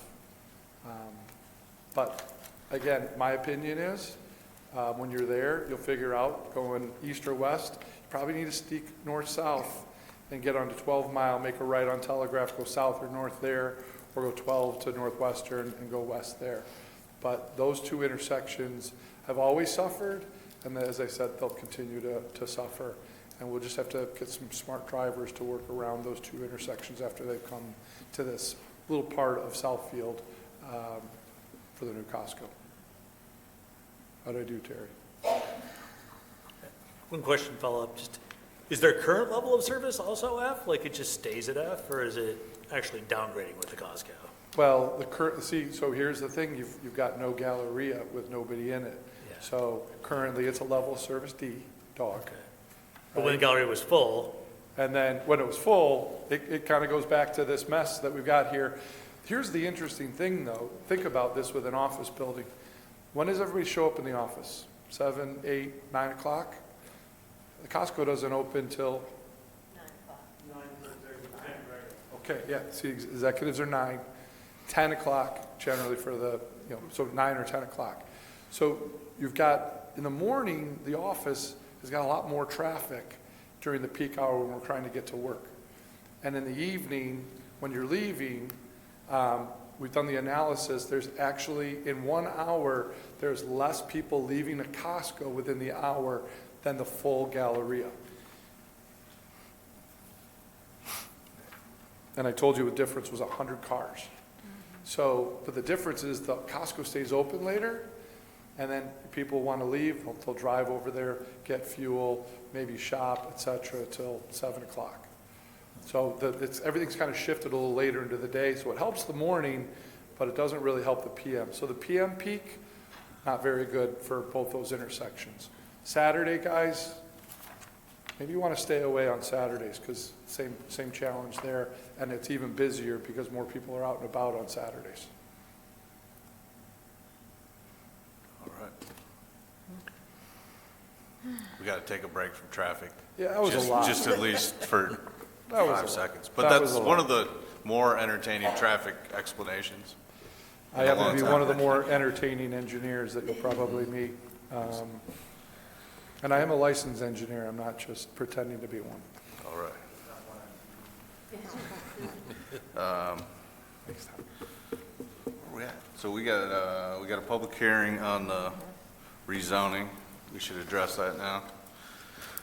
At this time, I'd like to open up the public hearing for rezoning PCZR 25-0004. We've got an additional public hearing after this to discuss the special use. So just the rezoning at this time. Seeing no members of the public approaching, close the public hearing. Oh, I did not see you because you're behind. Come on up. Public hearing's still open. The older you get, a little slower. My eyesight is... Milton DeZoden, 29733 Red Leaf Drive, Southfield, Michigan. I have a couple questions. I'm not sure if they should be brought here or to the next meeting after this one's done. To the gentleman behind me, regarding the loading dock, I think you have 4 spaces there. Any of those loading dock spaces going to be taken up by a compactor? And then should you be adding another space? The other thing regarding 12 Mile and the traffic, we also have to consider the fire station that's on 12 Mile Road. Will any of this traffic interfere with that fire station going east and west and north and south, on Northwestern Highway or 12 Mile or Telegraph? The other question to the people behind me regarding the demographics of putting this Costco in Southfield. Was there no space at the Northland area? Not that I'm against Costco. I shop at Costco, both stores, Madison Heights, Bloomfield Hills. I even shop in the Costco in Windsor 3 or 4 times a year. So I've got nothing against Costco. If you put it in a Northland site, the question would be, would those taxes go to the City of Oak Park School District? And is there a reason why you didn't even look at the Northland site, which would serve the people of Detroit? Because as far as my research is, there are no Costco stores physically inside the city of Detroit. We have one off of 96. I know we have the 2 in Madison Heights, Bloomfield Hills. I'm not sure where the other ones are, but that's what my concern is that it can serve more people if it was at the Northland site, if you had the space for it. And people from Detroit could take advantage of your prices, which would be very nice. Thank you. Thank you.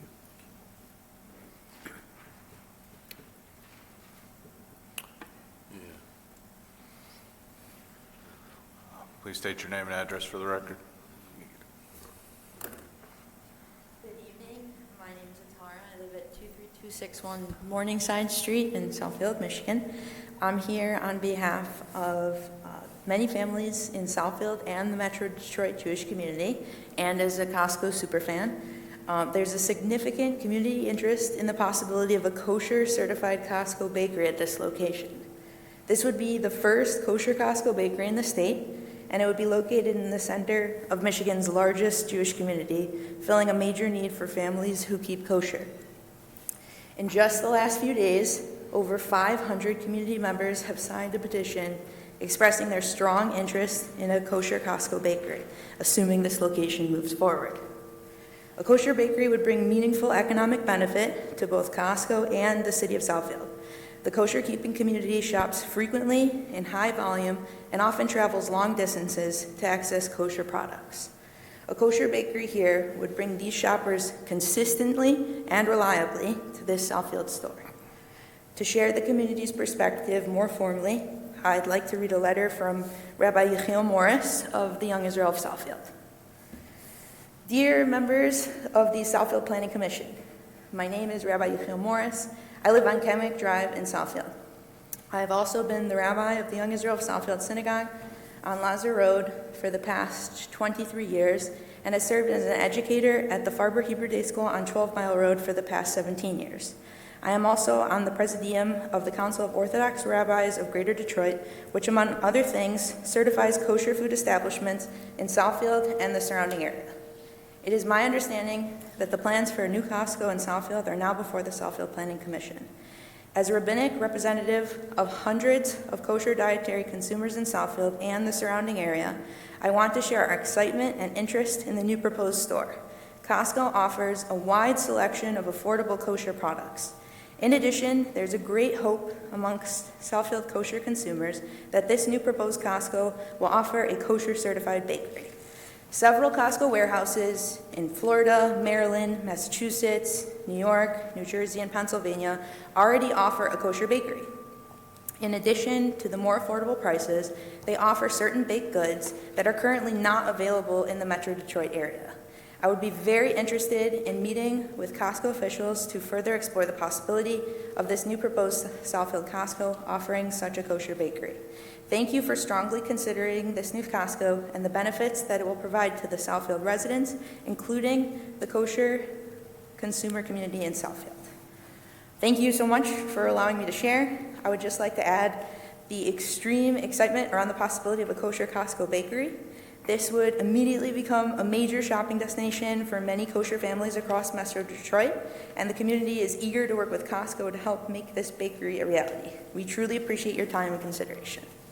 Thank you. Would you mind leaving the letter? And we'll make sure. I have a copy of the signed letter. Yeah. We'll make sure it gets to the proper people. Please. I'll just take 1 minute. Julie Kraus, 25300 Waycross. I didn't know I came for a different issue. I'm just so excited to hear about the Costco. And I would also reiterate that I don't buy very much from Costco's bakeries for lots of reasons, but I would probably buy more if it was a kosher bakery. So I just wanted to reiterate that. And the traffic there is a mess. We all know it. I've lived here almost 50 years. There's not much that's going to make a difference about it, but the timing is different, so it probably wouldn't be too bad except in the evening. Thanks for your time. Thank you.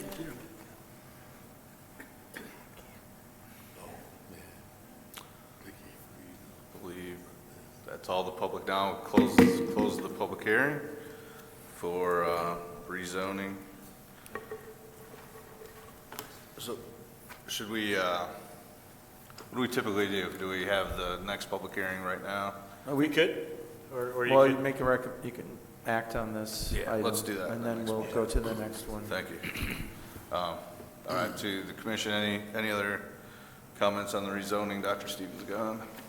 I have no comments on the rezoning. Commissioner Martin. I had several comments on the traffic study. However, knowing the state of 696 and the 12-mile usage and the trouble with Northwestern Highway traffic, there's nothing that can be done basically unless we're going to rebuild all the roads, and that's a lot too much to expect to do for a store. So I'm happy to see Costco come in, and I think it's a great idea. Thank you. I too am happy to see Costco coming in. I have no questions. Two Costco's in one city? What more could you ask for? Seriously, so I'm happy. Thank you very much. I think we all are happy. Thank you. Go ahead, Commissioner Martin. One of the things that I wanted to point out is that we don't pick the sites where someone goes. They pick the sites. So Costco not being added to Northland is a decision that Costco made, not the city of Southfield, not the planning commission. So we can't tell the business where to build or where to move to. So we accept them with open arms, and thank you. All right. Yeah. No comments from me on the rezoning. We have a recommendation from the planning department? Just one moment, I wasn't sure if the person who commented on that realized that there's Costco Business Center, the only one in Michigan, is at Northland. It just opened beginning of this year. So Costco is at Northland already. This is their second store, which very few communities have two Costcos, and we're the only one with a business center and a regular Costco proposed, as far as I know. Anyway, looking at this as a favorable recommendation for this conditional rezoning, 25-0004. I would note it is consistent with the master plan as discussed earlier, and the proposed conditions is they have to execute that conditional rezoning agreement within 6 months of enactment of the rezonings. That'd be after council approves, it's published and effective. The following other conditions will apply will be the use restrictions we discussed earlier, the medical marijuana safety compliance centers, the mobile MRI trailers. I'll just kind of go over this quickly. The ones typically your alternate financial services, pawn shops, smoking lounges, sexually oriented businesses, marijuana provisioning and retailers are all excluded, along with a few other uses that are probably somewhat less objectionable but might not be appropriate in that location. So it is, as a conditional rezoning, that list will be memorialized in the conditional rezoning agreement when it's executed, which would occur after council approval. All right, thank you. With that, we're looking for a recommendation on rezoning only at this time, PCZR 25-0004. Through the chair, I'd like the planning commission to accept a favorable recommendation from the department for PZZR 25-0004, the rezoning. Okay, we got a favorable recommendation by Dr. Stevens-Gunn, supported by Commissioner Bernuti. All in favor of rezoning? Aye. Any opposed? All right. The next portion of this same project is a special use approval. And this relates specifically to the fuel station. The special use in question is the fuel station, not the store. So I just want to make that clear so that we know what we're discussing with the special use approval. We do have to hold a public hearing, though. We have to open it. Okay. I'd like to open up the public hearing at this time for the special use, which is item PSLU 25-0009, the fuel station component of this Costco redevelopment. Anyone like to come forward to speak on the special use, please do so. See none. We'll close the public hearing. Dr. Stevens-Gunn, any additional comments on the fuel station? I'm so happy. I'm just so happy. All of those stations, all of those pumps, oh my God. I'm just so happy. Commissioner Martin. That was the comment? Let's go back to follow. One of the things I've noticed at large retail stores that have gas stations is you never know who's making the gas. Is Costco set on one specific supplier, or is it based on the market value of the gas available? Do you have one supplier for gas, or do you use available gas? You can come up. Yeah, Steve, can you come up? It'll be, sorry, we're in this session now. We're in the question and answer part. Oh, I'm sorry. Go ahead. Sorry, the answer is I couldn't tell you. I don't know exactly where the fuel is coming from, but I know we have our own blends there, so, and we have set very, very high standards in terms of the fuel that we do sell. Other than not knowing exactly where the source is coming from, we do have a high standard on our fuel and the additives, because we do have an additive tank as well there.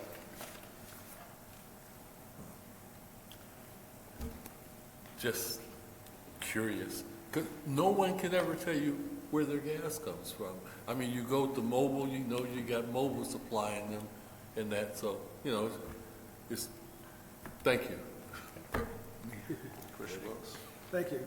I am looking at the rendering. I'm looking for, do you have any type of a shed for an employee who would manage the pumps, or any person? And if you do, is that kind of a full-time situation? How? So in terms of there are gas attendants, as Okay. you've seen if you go to a gas station. Typically it's one, but then peak times they do increase the number of attendants there.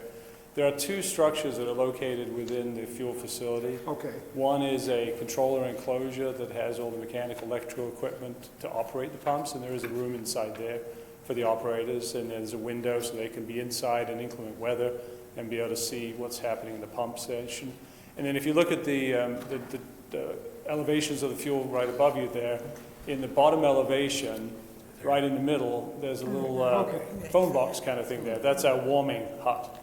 So it's just a small hut right on the island there. The operators can get inside there and they can look around and see what's going on and maintain, service to the members there. Okay, thank you.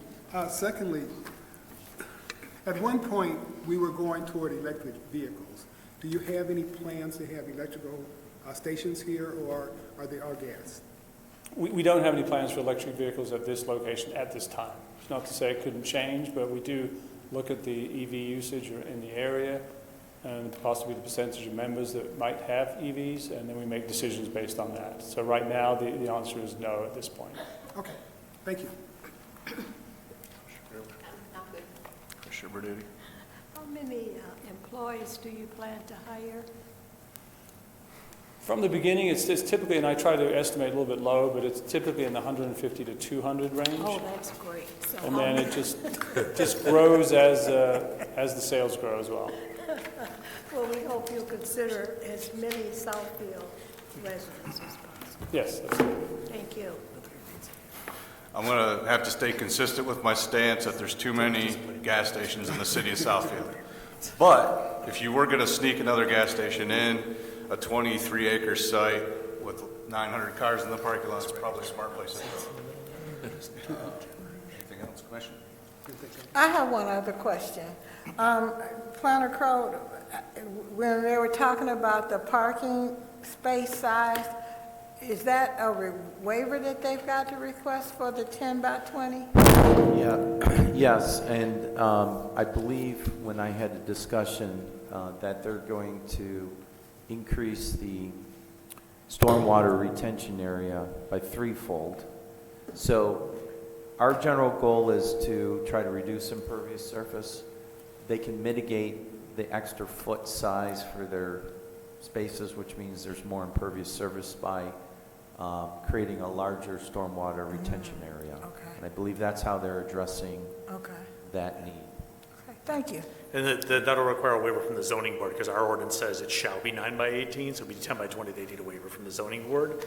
They need a waiver as part of site plan review to have more than 20% than the minimum parking requirement that they're also getting. So that'll be part of site plan approval, but the parking space size is part of their zoning board appeal for waivers. So there's two different waivers, one that can be waived as part of site plan, and one is waived as a traditional zoning waiver by the zoning board. And that's more of a site plan issue, but the council, since they're the final authority, they're the ones that can actually waive that 20% requirement without going to the ZBA. Okay. Yep. But the parking stall size, the heights of the light, the dock, those are all required to go to the zoning board of appeals. Okay. And Thank again, you. I would just generally say that we're not in favor of waivers. If there is a waiver, we want to reduce the severity of the waiver, reduce the amount of waivers. They've already removed one potential waiver request on the mulch, so they're going to meet our standards. The lighting, height, as long as they meet our photometrics and they're not having light pollution that's how they mitigate the size of the poles. And then as far as the additional parking and the width of the parking stalls, by providing greater stormwater retention area, that's how they mitigate the impervious surface. Thank you.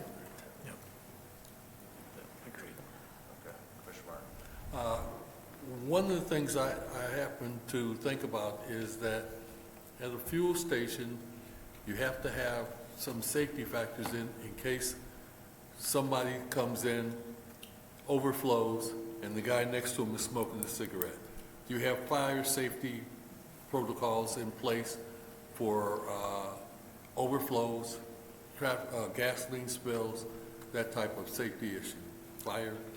Absolutely, and the employees, the gas attendants, they are trained for those situations and anything that relates to running the fuel facility. So we don't just take employees who stocking up a shelf and just say, hey, can you run out to the gas station and monitor that? These are trained employees who operate the gas station. I assume you have a safety shut-off system? There is a safety shut-off. It's on the, it's within the specified distance from the pumps, and I think there's one on each side, so that if you're on one side, there's a button over there, you push it and shut it off, yes. But it would shut off everything, all the gas?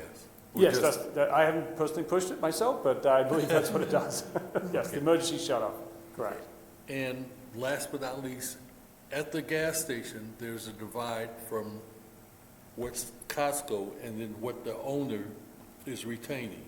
Is there, right now, it looks like along the west end of the building, there's a road that goes through. Does that separate? Is that delineated? Will we be able to say, here, this is the end of the Costco property and this is what's being retained?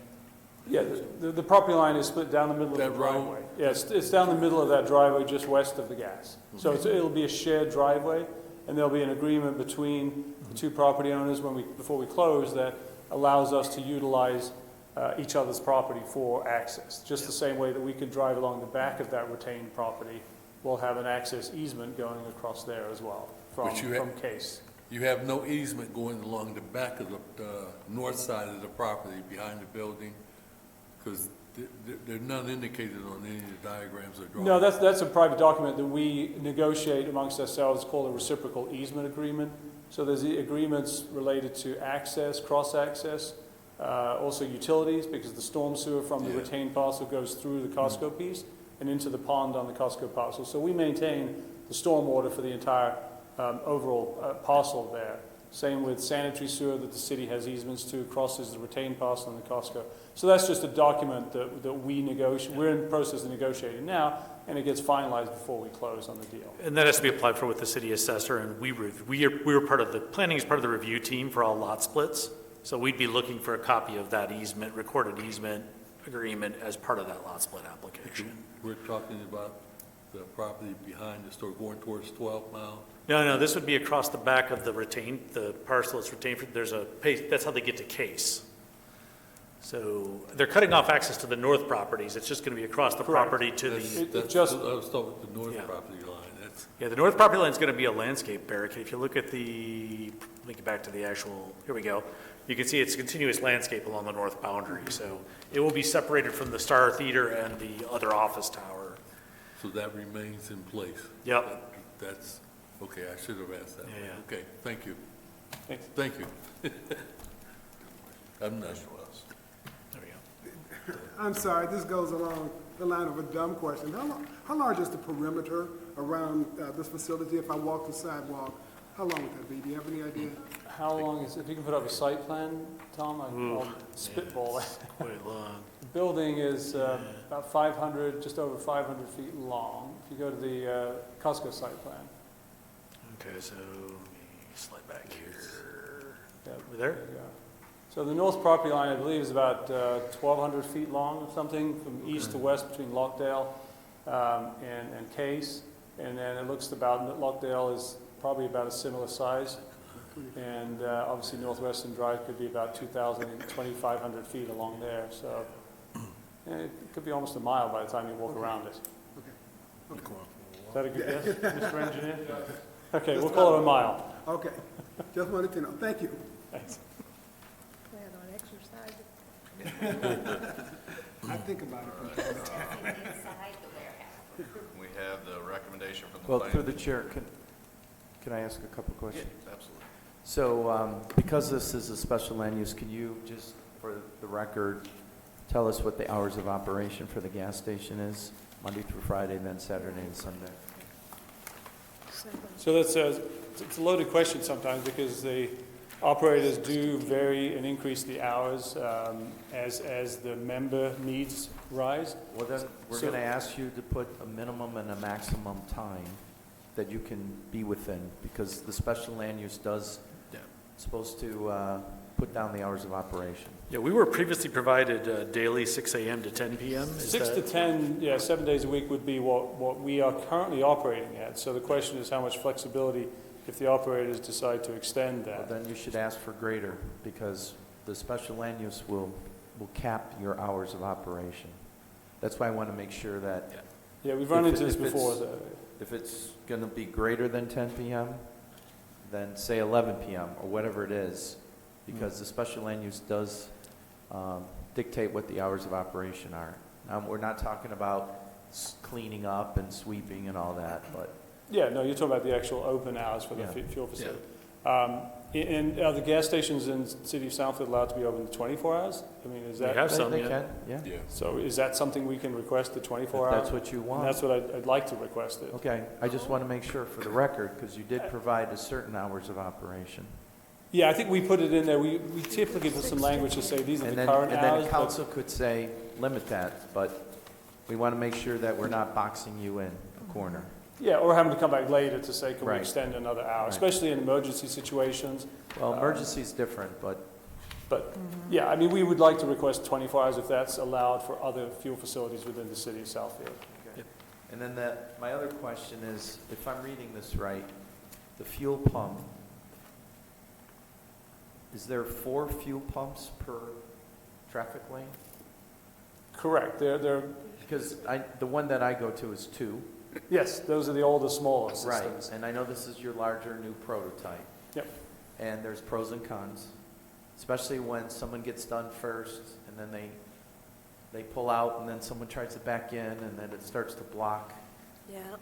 passing by. So with 4 now, that's just going to exasperate if everybody does it. I'm one that waits for the car in front so I can keep the flow going, but there are people that don't park perfectly, and then it starts to impede in escape aisles and so forth. So I want to make sure we understand that.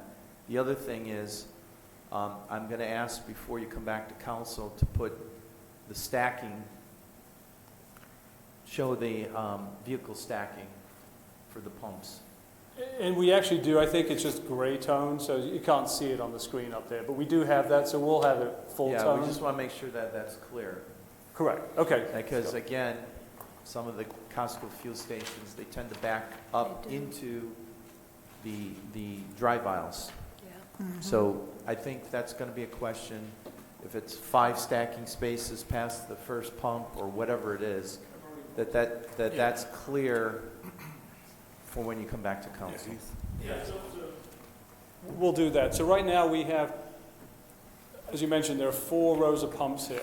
So, and you're talking about the original pumps were typically 2 by 3 or 2 by 8. So we've got the 4 here. So what we've done since those original ones were built is this bypass lane in the middle here has actually been widened. I believe back in the day those might have been like 9 feet wide. So they're very narrow that if somebody was sitting, let's say in the first pump here, and you wanted to get around them to get to the second pump. That's what I'm talking about. So what we've done is we've widened it. I believe it's almost 11 feet wide now. So Is that this should bypass help. lane. And then show the stacking from that So first going all the way pump. back here, Yeah, there are so cars. There are cars in the drawing here, but I don't think they just Right. too grayed out. So we'll get those in there. There's room for 50 cars here. Now, obviously, that's lined up nice and like soldiers there, but Sure. we know people don't, pull up precisely, within 5 feet of the car in front. So if we show 50 here, Well, could we you have get we have 40? a standard like 8 by 20 for a box for a car. Yeah, we have that, and then the Show that. separation. For the slide. Okay, yeah, we'll make Just sure so it's those clear are for visible. council. Yeah, we'll make sure those are visible. The other thing I did want to point out, you'll notice the spacing between the pumps actually increases. So if somebody is pumping in the first fuel pump here, you can easily go past them and then actually pull in. You don't need to do a parallel parking. You can just actually turn into the space. Typically, I'll back up a couple of feet just to kind of straighten up. But we have I think it's 28 feet between pump to pump. So that provides more than a typical parallel parking space, allows you room to pull in there. Also, not everybody pulls adjacent to the pump where they're. Right. You're right, I agree. There's some people. So then they're pulling it out To the other their side. car, and then they're standing in the aisles and. Well, and that's a feature that we have to encourage people not to wait for, if my gas cap is on the right side of my Right. car, if the left side is vacant, I'll pull into the left side Right. rather than wait on the other side. So I think by having the extra room in between will help, and having it staggered a little bit more will help. Yeah, as well. this is an evolution of what you're referring to from the older ones. And then the other thing, last thing we have here, which you can't see it on the image here, but when you're pulling in, so this is looking in where you're driving in here. It's right here, this system here, there's a red light, green light system there. Just like when you go into like a parking deck at the casino, you'll see the red lights above the spaces if they're taken, green if it's open. There's a line there that shows which pump. It'll have red if it's being used. So that way you don't have to sort of see around the pickup truck in front of you. You can see that there's green pumps in front of you. You just go around the car to get to the open pump. I just think that'd be helpful to explain that in the beginning. Yeah, absolutely. We'll get some more clear graphics. Bad baby, everybody people smart enough to understand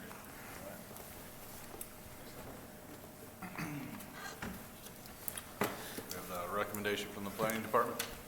Yes, sir.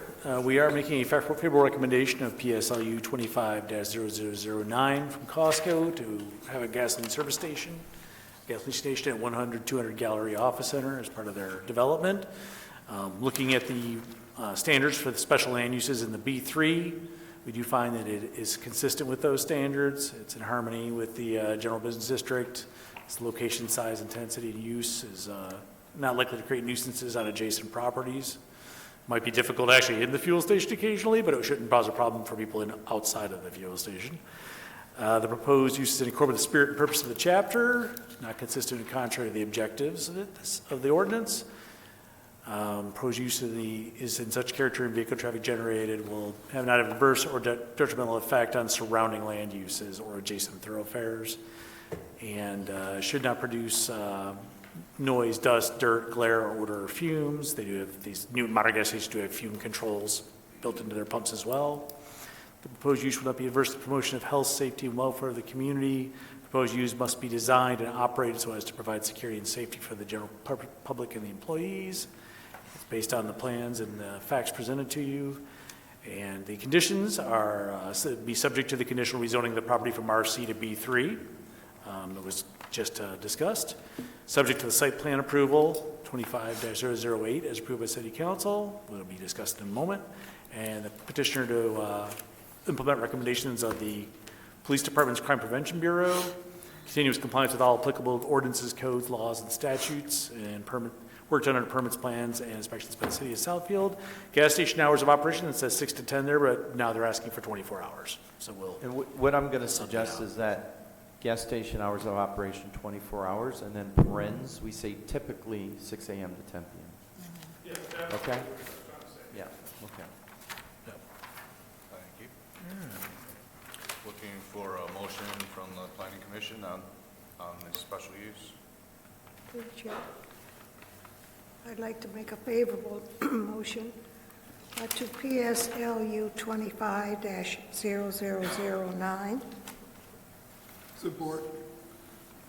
We've got a favorable recommendation on PSLU 25-0009 by Commissioner Bernuti, supported by Commissioner Willis. All in favor? Aye. Any opposed? All right, that proceeds to City Council.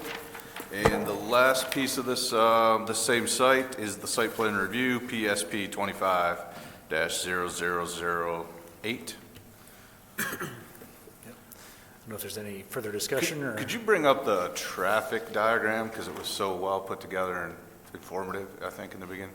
This one? So there was the one with the 8, maybe the 8 points right here? That one? There you go. Yeah. I think this really cleared everything up for me, of just how large this site is and how many access points there are in and out, and how there's no single-family residential really anywhere on this graphic until you get north of 12 Mile. I think that's important versus the projects we see on Southfield Road where there's neighborhoods right behind and people look for alternative routes to escape the development. I think that was very helpful for me. I think the other, I guess, important thing I think about a company like Costco, they know what they're doing. They're smart. They study demographics. They study wallets. They study trips. And they have 2 locations within the city of Southfield now, one at the very southeastern corner and one at pretty much the northwestern corner. This one being on a major intersection and mixing bowl, get to it from a lot of different directions. So I think when a national company that really studies data identifies 2 locations in your city, that's a pretty strong statement, and just kind of shows the redevelopment opportunity we had. So I think that's very interesting to see that you can tear down such a large and expensive building. We've heard for years that maybe there's too much office space in the city of Southfield. Well, this takes a lot of it away real quick. So I think that's good too. And there was definitely a demand for the adaptive reuse of the site. To piggyback on that, the mayor recently at his inauguration mentioned that about 400,000 square feet of office will come offline on this project alone with the West 11 and another project. There's almost 1 million square feet of office. And our realtors and developers are saying we need to get less office to help the existing office. So this is kind of a win-win. No one likes to see buildings torn down, and we are all about adaptive reuse. But we have an overabundance of office, and we have a high vacancy rate. So this helps reduce that overabundance of office and increases the demand for this site. Dr. Stevens, got anything else? I'm just smiling. Sounds like you might shop at this Costco. I'm not a Costco member at the moment. You're not? No. You're not. I have to take you sometime. You can use my card. Commissioner Martin?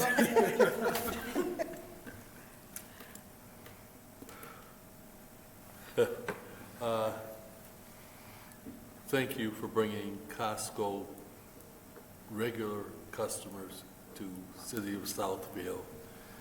It will be well used and forward to it. Thank you. And as Ms. Bermudi would say, we want you to hire as many Southfield individuals as possible. Mr. Willis? No additional comment. Thank you. Commissioner Burdett? I'll take her, don't worry. She'll add you to. Thank you so much.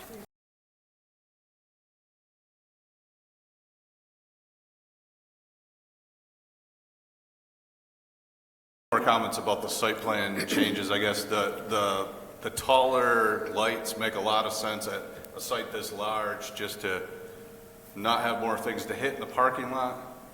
And again, I think Costco knows their audience, so we'd normally be opposed to larger parking spaces. In this situation, the large items, the large carts, I think it makes sense with the trade-off of you're still going to greatly improve the storm sewer, filtration, and maintenance, and all those types of things, meet the new engineering standards.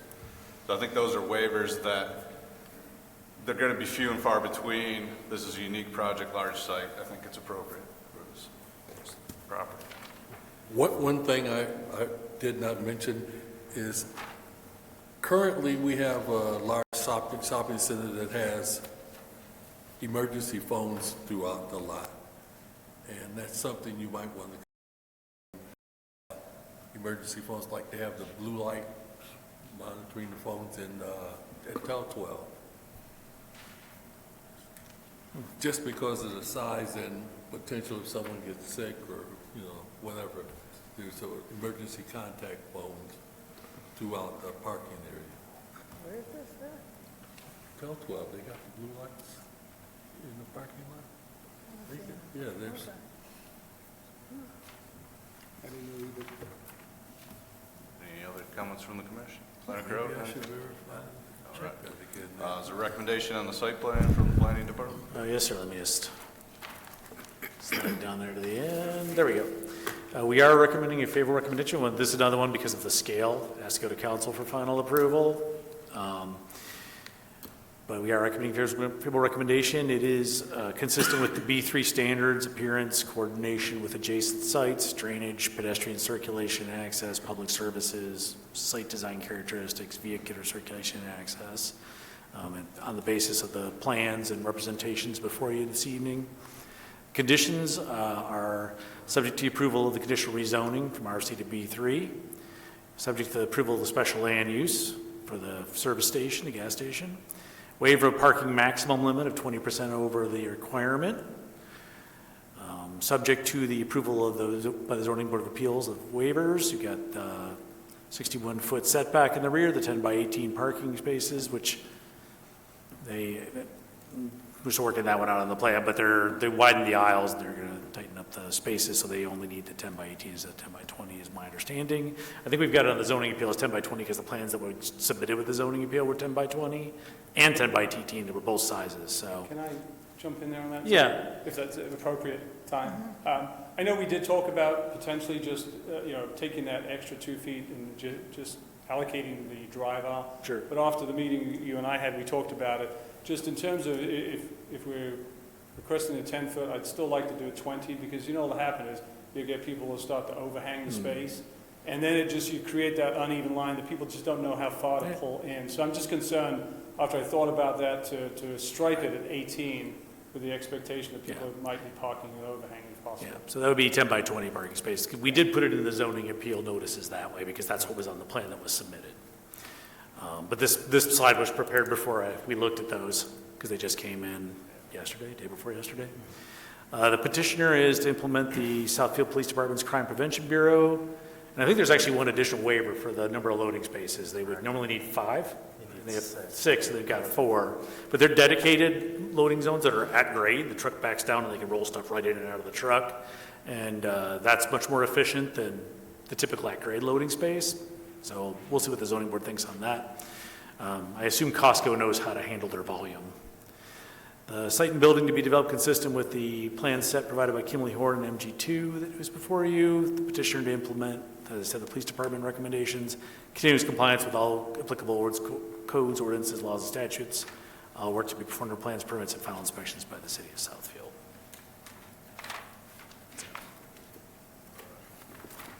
Looking for a motion on PSP 25-0008 site plan review. To the chair. Motion for favorable recommendation of PSP 25-0008. Through the chair, as amended. As amended, Yes. sorry, yes. Support as amended. Got a favorable recommendation with the amendments by Commissioner Martin, supported by Commissioner Willis. All in favor? Aye. Any opposed? All right. City Council is also your next step on this item. Thank you very much. Thank you. You can do the traffic presentation all over again. A couple more details. All right. We have, next item is site plan review, PSP 25-0009. It's on Inkster Road between 11 Mile and 696. Thank you, Mr. Chairman. This is a proposed data center off of Inkster Road, currently zoned RC, Regional Center, which does permit data centers as a permitted use, no special land use, no rezoning. This is just showing the current zoning and future land use. You get your RC Regional Center for that entire area. And it's Office Research Smart Zone District, which is consistent with a high-tech use like a data center, why it's a permitted use in the RC. This is just showing it's one large, as you note here, it's one large parcel, but they're going to be splitting off the area in red for the data center. The remainder of the parcel will remain with the current owner. They're still looking at other development options. You get through the center of that property where the woods are the heaviest. There's a Pebble Creek, runs right through there. So there's a low area that's, obviously waterway, flood zone. Their area is on an upland area that's not heavily wooded. Probably was a farming field at one point. So facing east from Inkster, facing north from the end of the service road that comes off of 11 Mile. This is the overall site plan. You can see the large data center building, 217,000 square feet, about 109,000 square foot for floor. Bank of generators on both sides of the building. They've got screening for those generators on the facing the west side toward Inkster and on the south side because of the residential going into apartments. Proposed substation that'll provide the power for this facility going on the east side of the property, and then a large detention basin to handle the roof and storm water for this site with a pavement. There we go. Landscape features, you can see they're doing a fair amount of heavy landscaping along Inkster, around the detention basin, and then kind of along the edge of the woods there where they'll be stabilizing that area. First floor plan, as you can see, some office space, but then a lot of just computer hardware, really. Second floor plan. Elevations, this is from the west, so it'll be Inkster. You can see the building, the screening for the generators, murals on those screen walls. This is the east elevation. This would be actually the east elevation, so facing toward the woods. North and south elevations. You can see on the south elevation, that lower area is the Sonogard acoustical sound wall. Screen wall would also be a sound wall. And then these are just some renderings of the building, give you a better idea of what it would look like. Additional renderings, shows the substation. Petitioner is present. I'm going to hand this over to them because I picked up a couple of their slides when they talked to council.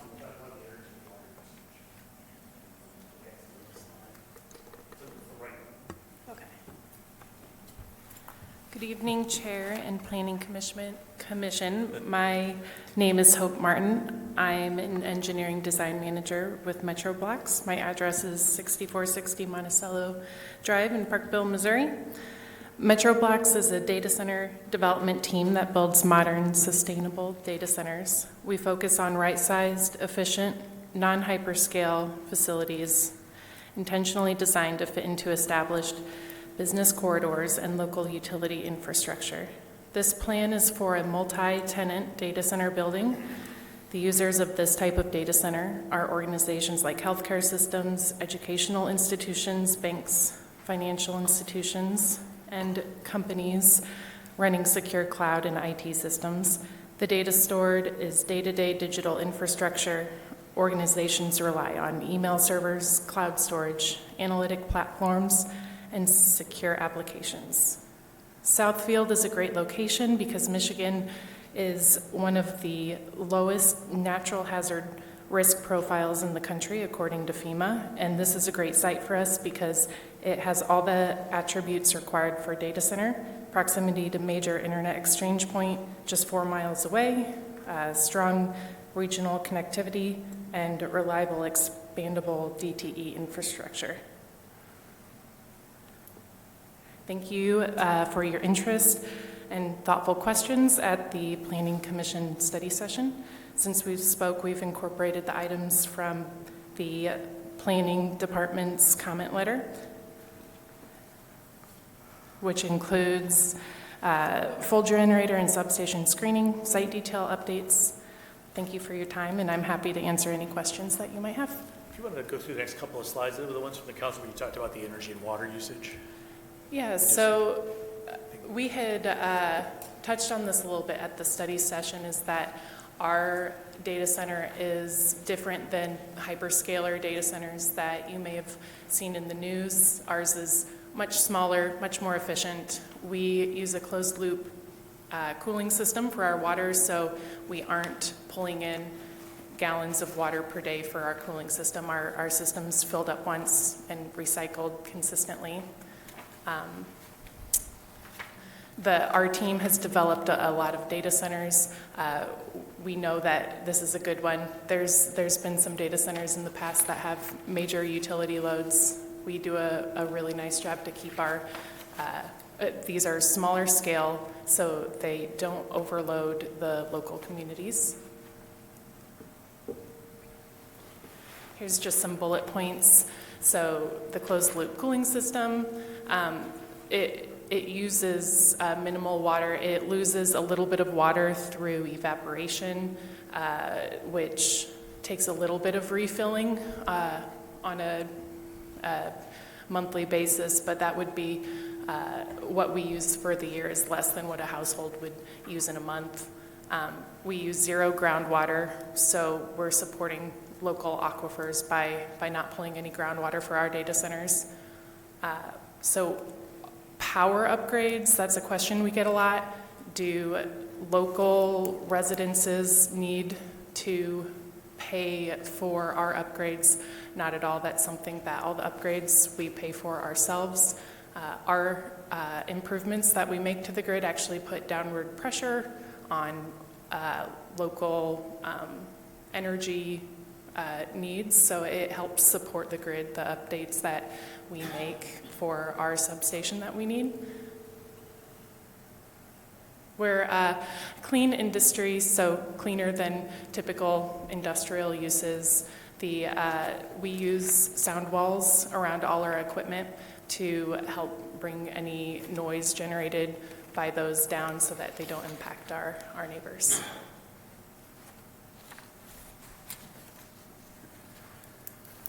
So yeah, this just goes a little bit more into why here. So this is a great metro region.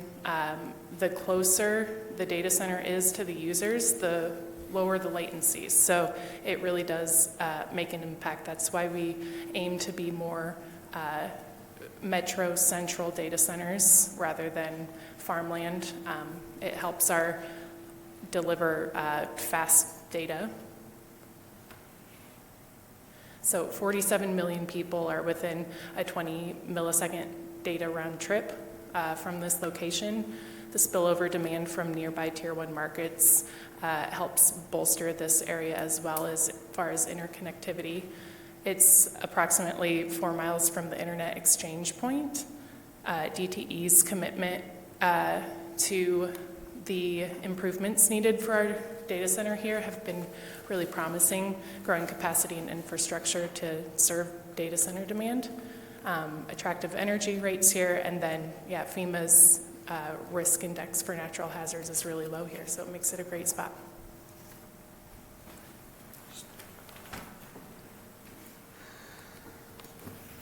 Thank you. Thank you.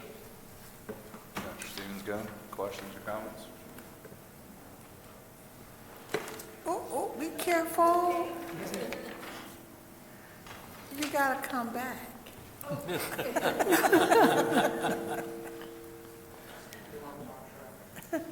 Do you want to talk traffic? We don't start the traffic conversation until 10 p.m. until midnight. I have a question. Yeah. Okay, I'm looking at the data center, and then I'm looking at the power plant. Yeah. The power plant is not pretty. It's not, right? This is Okay, a wait, let me Oh, finish. sorry. The power plant is not pretty. It's too short because they look like mismatched buildings. It looks like, you know, you got one building here, you got it all looking real good, and you got the other building right there, and then you got these apartments that's coming in, and I'm looking at it. We got to do better. We got to do better. So can you raise it? Can you put some murals on it? Can you make it look good? Yes, absolutely. This is a conversation that I had with Planner Crode before coming and meeting. So those are 20-foot walls right now. So at ground level, it does cover up a lot of it, but agreed, we can definitely do better than that if we're not liking how that looks, especially if there's going to be some multi-story buildings nearby. We can pull those up for sure and make some that. landscaping around, maybe some tree. I mean, Yeah. come on. Yes, and this rendering does not reflect our landscape plans. It needs a little bit of update. So definitely within, before we move on to the next phase, we'll be getting all our landscape features in there, pond, trees, and we can raise those walls and add more detail to make it match that building more Okay, well, closely. Planner Crowe, then my question to you is, if once we vote on it tonight, are we? Well, you can make your conditional approval, Okay. subject to changes per our review. Okay. And if you wouldn't mind me piggybacking, because we did have a brief conversation. So the DTE substation is completely screened, and it looks like a building at street level. And that's the intent, is to get the screening walls higher and to incorporate either some architectural design that complements the existing building. You mentioned possibly mural, we'd be great with that. But, and I think what would help is just like the building elevations at ground level, having that perspective at ground level where the substation is would help better understand how much is being covered, what's sticking up. But I think our intent, and I just sent a text to our team, we should have the photos of the existing DTE station there. And at ground level from the corner, it looks like a building, even though it's a substation. So that's the intent, although we'd like a little better aesthetic with the screen wall, especially for the south and the east side. I don't think the north side and the west side matter as much as far as the architectural detail, but the south and the west side adjacent to the residential and viewable from 11 miles should look more like a building that complements your data center. Yeah, absolutely happy to make those updates on that, the next renderings that we provide. Make it pretty. Yeah.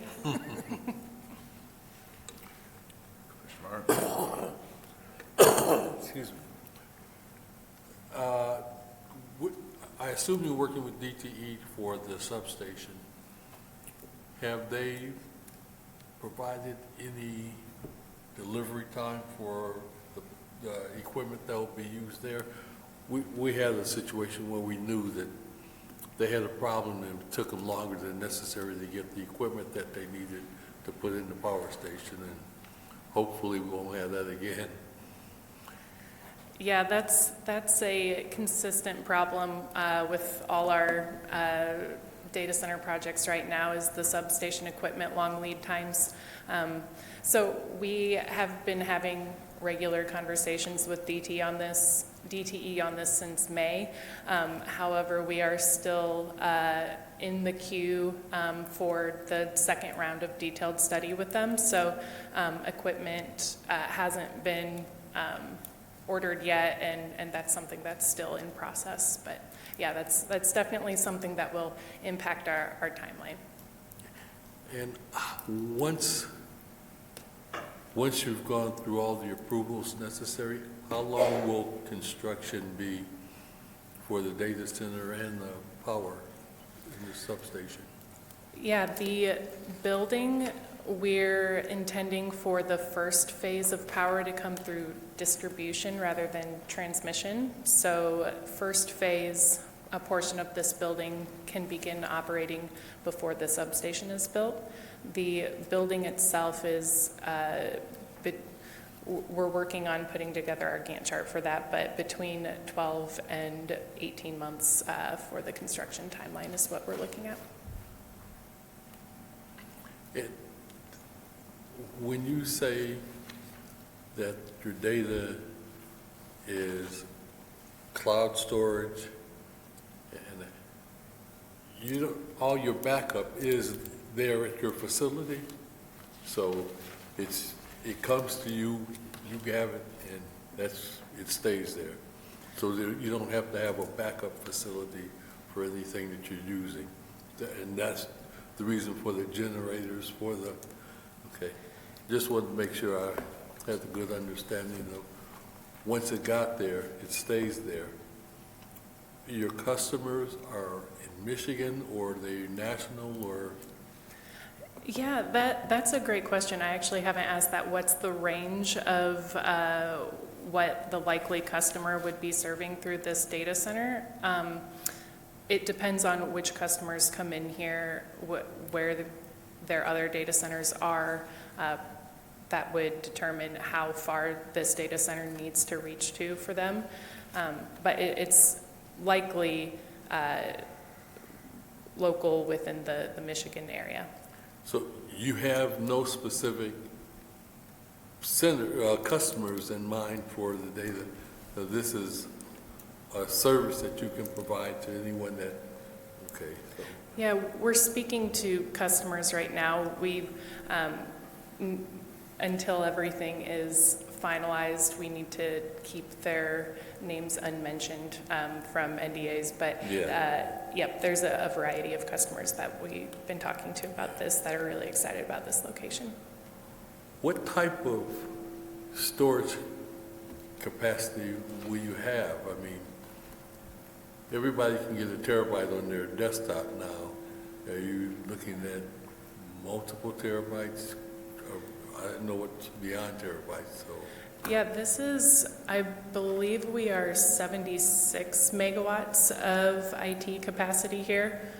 And so, yeah, it's a decent amount of data. Yeah, you can't, yeah, I understand. It wouldn't be enough, make enough sense to know what it is anyway. Thank you. Thank you. Thank you. With the exposed electrical that's in back of the main building, there's a residential building being built not that far from you. Would that in any way disturb them based on noise or any other factor?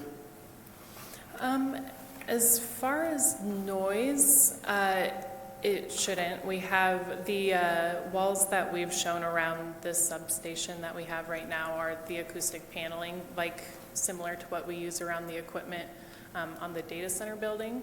I think increasing our height from 20 feet to 40 or 50, whatever, we'll have to take a look at what that DTE substation just to the south of there uses. That should help as far as screening goes and noise as well. Okay, at 40 feet though, that's about a 4-story building. If you were in a building and near you could see it, say you were a 6-story building, you'd be able to see, okay. Yeah, that we'll match what that DTE substation is there currently, because I mean that would be a view from a higher building anyway, but yeah, we'll do our best to try to screen it and make it look as nice as possible. I'm not sure what that means. Does that mean you would cover it or you would just build a taller wall? A taller wall, yeah, we can't cover these, and these are built to the standard of the utility rather than our own designs, so I can speak to that more if I can get a chance to scroll up their requirements a little bit, but generally they're open air and need just setbacks from all the equipment in general and no roof. Okay, thank you. Hi, I think you addressed this the last time, but could you remind me how many employees your About 35, 35. Yeah. And your hours of operation? 24/7. 24/7, that's what I thought. Okay, thanks. I have nothing new to add. I just wanted to reiterate what Commissioner Gunn said. This is very bland, you know. It just doesn't look like Southfield to me. So I hope you'll be able to come up with some addition or something to make it look better than it does. Thank you. Take a slightly different version. I think there's some cool aspects, some kind of techie style to this building, even though it's a gigantic, could be a flat wall building. So I think the side facing Inkster, you know, is interesting. The murals help. Definitely in favor of as tall walls as you can get around that substation. Yeah, I just drove by that DTE building that's existing on the corner again, and it's like you can't tell what's going on inside, which I think is good. It's just looks like a building. Can't tell it's got an open top, I guess. So definitely increase the height of that. Somebody spent a lot of time rendering the guts of the inside of that substation, but probably not good to show it to us and the commission. So yeah, the ground level view will definitely be helpful for the future. Planner Code, anything to add? Yeah, I think that we can work together, especially if they're the acoustic panels, that you could add color changes, you can add some relief changes that make it look, even faux windows in, could just using different colors and materials to make it look more like another office building or industrial building, but something to give it a better street appearance from 11 Mile and the one closest to West 11. And then seeing an overall landscaping plan too might help. But you assured me that you work with us, and I would say that anything that Planning Commission recommends that we work on before our first council meeting. Thank you. One of the things we didn't consider is that they're close to the expressway at the north end, so the noise is going to be a hum that's going on with the expressway too, so that's something we have to consider, and they can consider too in their noise abatement. Well, I think probably your colleague at the study session said that the ambient noise of the freeway is going to be louder than any noise. Right. But I think he did address, I thought there was some reference to Chicago in this area. There's a greater need for this type of facility. So maybe if you could get some of those metrics for the council meeting, that would be helpful.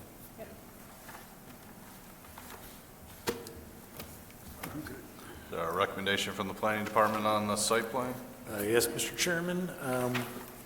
We are recommending a favorable recommendation. Oh, Mr. Martin? Can I interrupt for a minute? I know I'm just a resident, and I know it's a public hearing, but it sounds like you're going to vote. This 3 hours. This one's not a public hearing, actually, and there is a, just in a few minutes here, there'll be a public comment. Right. Well, if I could, ma'am. That's not true. Your That's the first time I heard about it, but I read this, okay. and I was able to read it. Sure. And I did a lot of research. Could we'll give you your time. Your comments will be put in the record before it goes to council. But I will say to the chair, you can recognize somebody to speak, even if it's not a public hearing. Okay. Since there's only one person and she has been here 3 hours, Okay. I guess we could give her 3 minutes. That's I mean, fine with me. it's just a matter of order. Yes, this is not typical, but we'll let you speak at this. You can come on up. Would you mind stepping back for a second? Sorry, applicant. I did some research. My name again is Julie Krause. Again, give us your name and address. Yeah, just to Julie keep it- Krause, 25300 Waycross. I live 2 miles from 11 in Inkster, and I represent more than one person. I've been doing a lot of research about data center, and I'm glad you mentioned what you did, because my main concerns focus your comments to the front, were please. water. But if you've been reading the articles, in the paper and the stuff, there are a lot of concerns. And as a resident who's lived here almost 50 years, I do have some strong concerns. This one, the Great Lakes region is seeing a huge expansion of data center activity with Illinois and Ohio ranking 4th and 5th, respectively, blah, blah, blah. The Great Lakes region is not prepared to manage the competing and overlapping demands that may soon lead to more conflict over water resources, which may have been addressed. But what she mentions in here, and this is from a leading person of a Chicago-based environmental nonprofit, Alliance for the Great Lakes, it's very tough to get a handle on how much water these facilities are using, talking about direct and indirect use. There are often non-disclosure agreements, did you ask about that, that are used during the siting process that obscure how much water and energy are proposed to be used at the outset. And there is no ongoing water use reporting requirement once a data center is connected to our supply, even though it was mentioned that we weren't going to have it. Less than a third of data centers now are tracking it, and 97% of data center operators are connected to municipal water supplies. As a person with kids and grandkids, I want to make sure there's water in Southfield for my kids and grandkids. I want to make sure my power goes out at least once a year. I want to make sure there's enough energy, that this isn't taking away from the energy for my residents in my subdivision. I think it's really important that you look at, and you guys are obviously much more experienced at this than I am, and I'm just bringing up the other point from being a resident. There are tons of data centers, tons of them, and the Midwest obviously is the biggest area for them. I don't know why, but that's what the articles say. There's a lot of articles out there, and they've all been coming out in the last few weeks. I'll leave you a copy of this. This was in the Detroit Free Press just last week, and it's where I got some of my information. But I've been talking to a lot of people, and many of us are very concerned about having a data center 2 miles from our house. If you haven't really checked out how much water is going to be used and how much energy is going to be used, you are not making it fair for the residents. So I implore, before you vote, that you make sure that you find out exactly how much energy is going to be used. I don't care what it looks like. I care what the energy and water resources for my kids and grandkids. I really care that they have water to breathe, air to breathe and water to drink. And I don't want a data center 2 miles from my home. So I came and I waited for 3 hours to stress that you look at some of the facts that you may not have gotten. And again, you guys are professionals.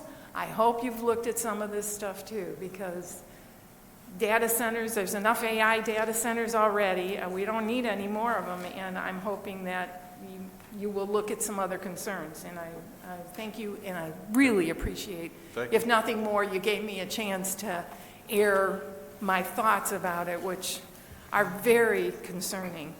Can I leave the copy that I brought? You can leave it with me. And, it's just my notes from the article, but That's fine. there's, yeah, you can leave that with us, and then there's a few more chances for you to make your concerns heard to the city council. We're only a recommending body. We're step one. Yeah, but you're the big one.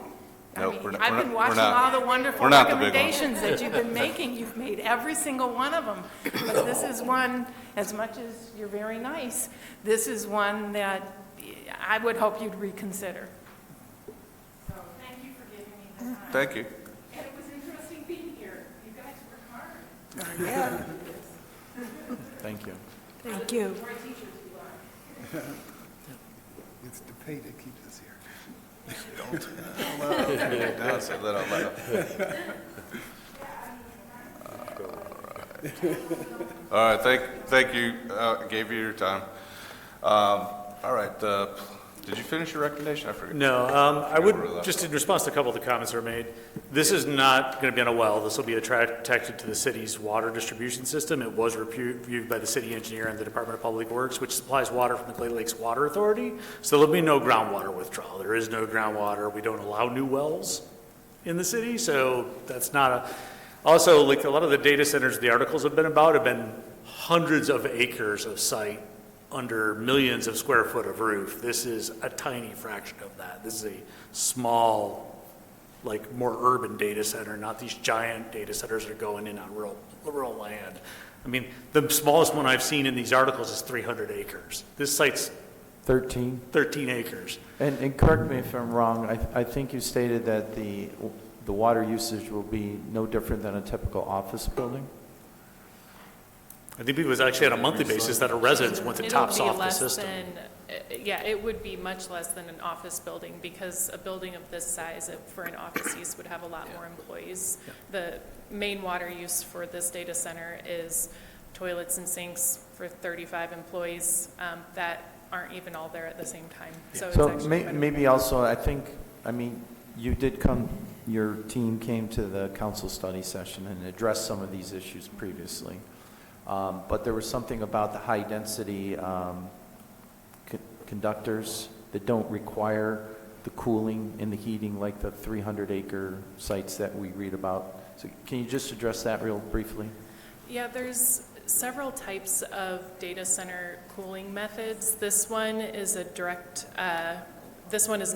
evaporative cooling. This is a closed loop cooling system. So a direct evaporative cooling system would be more like a large scale swamp cooler. So that's running water in there, putting it up into the air and sending fans across the equipment to cool it. So that uses an incredible amount of water. That evaporation is collected into pipes and then run through the system again, but it can only go through so many times because it runs through fibers to clean the water as it goes in and out of the system.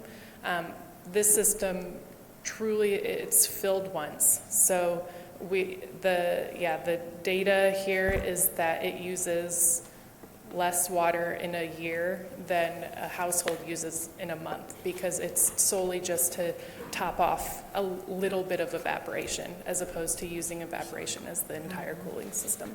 So I think it's important when you come back to the council just to incorporate that in your presentation, because if it came up tonight, it'll come up later. And I know we had the benefit of hearing your presentation before, but there are likely going to be other people that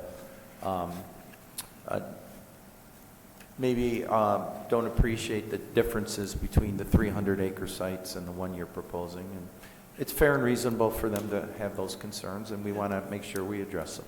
My other understanding is on the power, when this was discussed previously, there's a major regional transmission line not near here. That's one reason you need your own substation is you're not tapping the local grid that feeds the other areas. You're tapping right to the regional transmission line.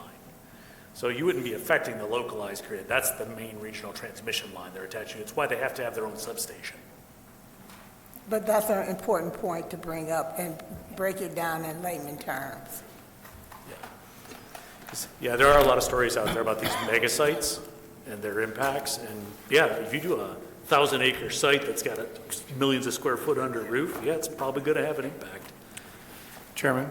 Yes. May I say something that, as a professional engineer, I normally wouldn't say, at the risk of causing some external outside of this room, because I know people are watching?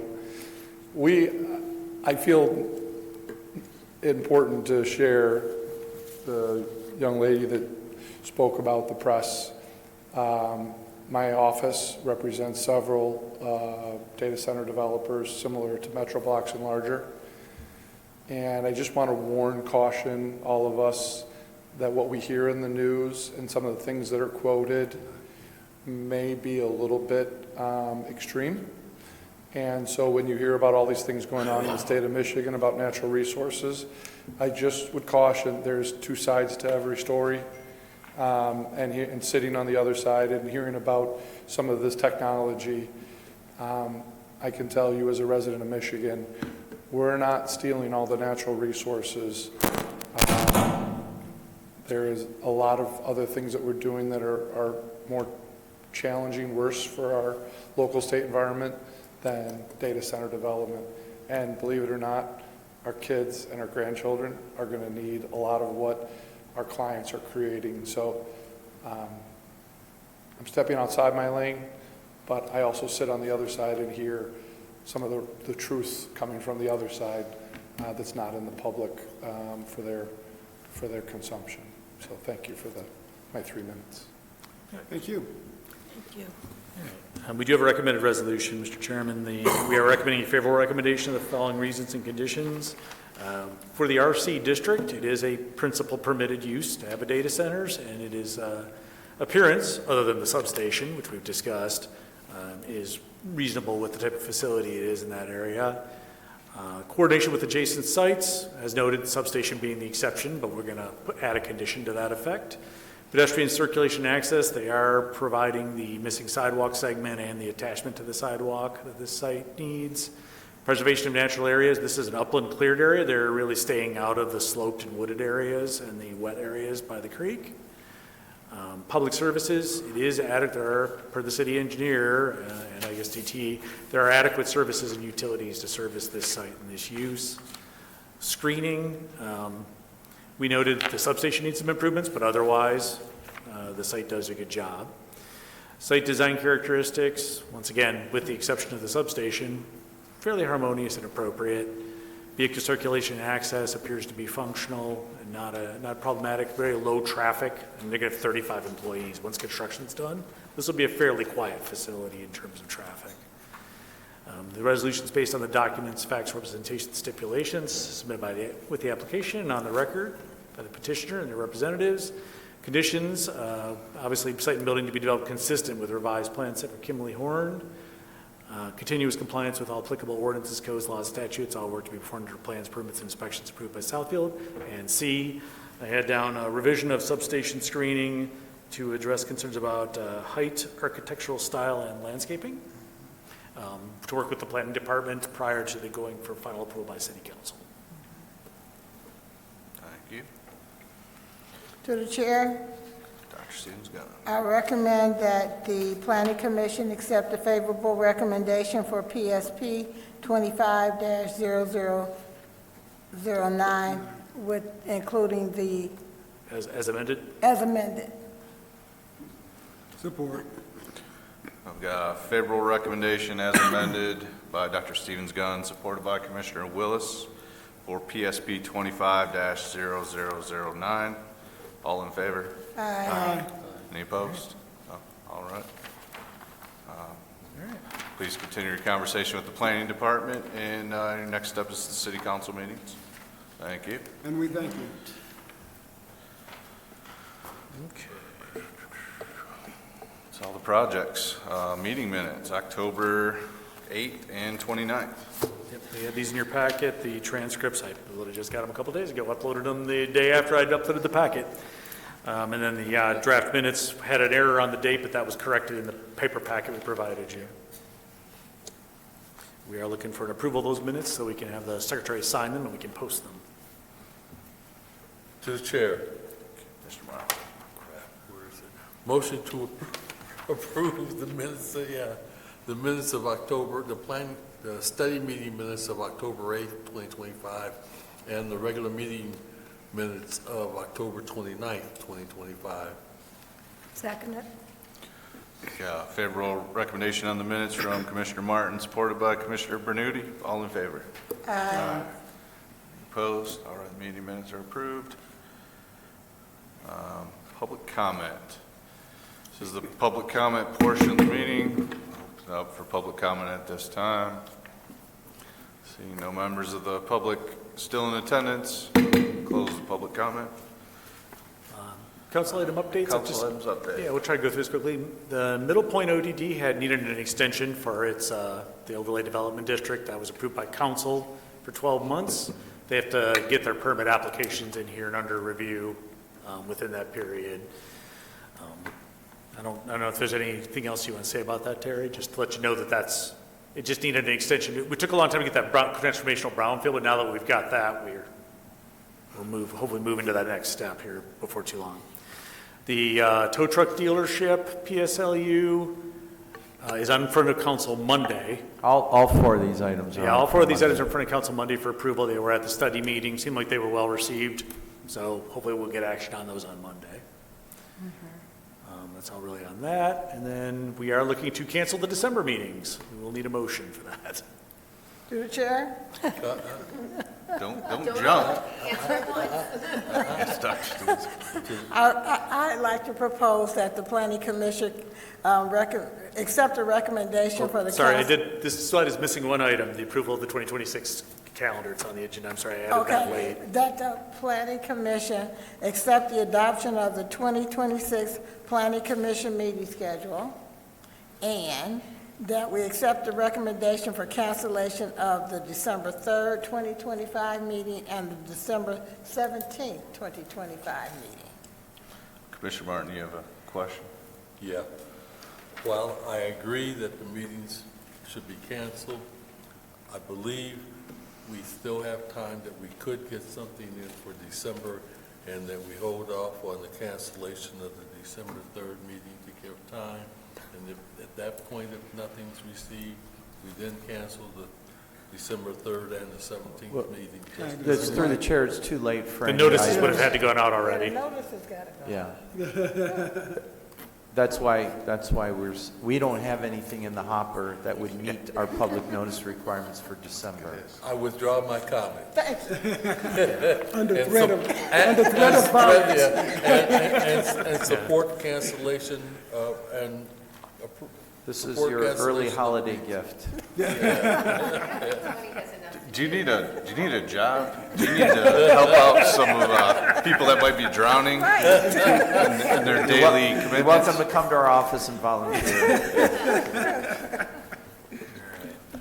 I'll see you in the morning. We have a motion on the table. We got two motions on the table for the schedule.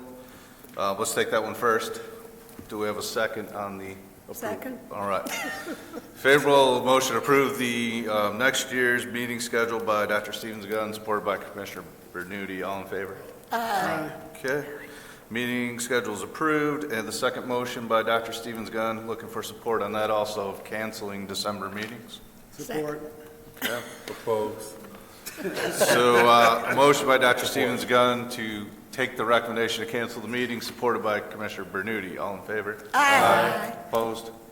Any opposed? To the chair? No more meetings? To the chair? To the chair? But before you go, To the chair? I propose that we adjourn the meeting. No opposition? It should be noted that the regular meeting of 28th, there should be a vote for officers of the planning commission. Yeah. January 28th, election of officers. That's all. Okay. okay. Okay. Next year. Let's think about that. Next year. Then, and Meeting adjourned. thank you.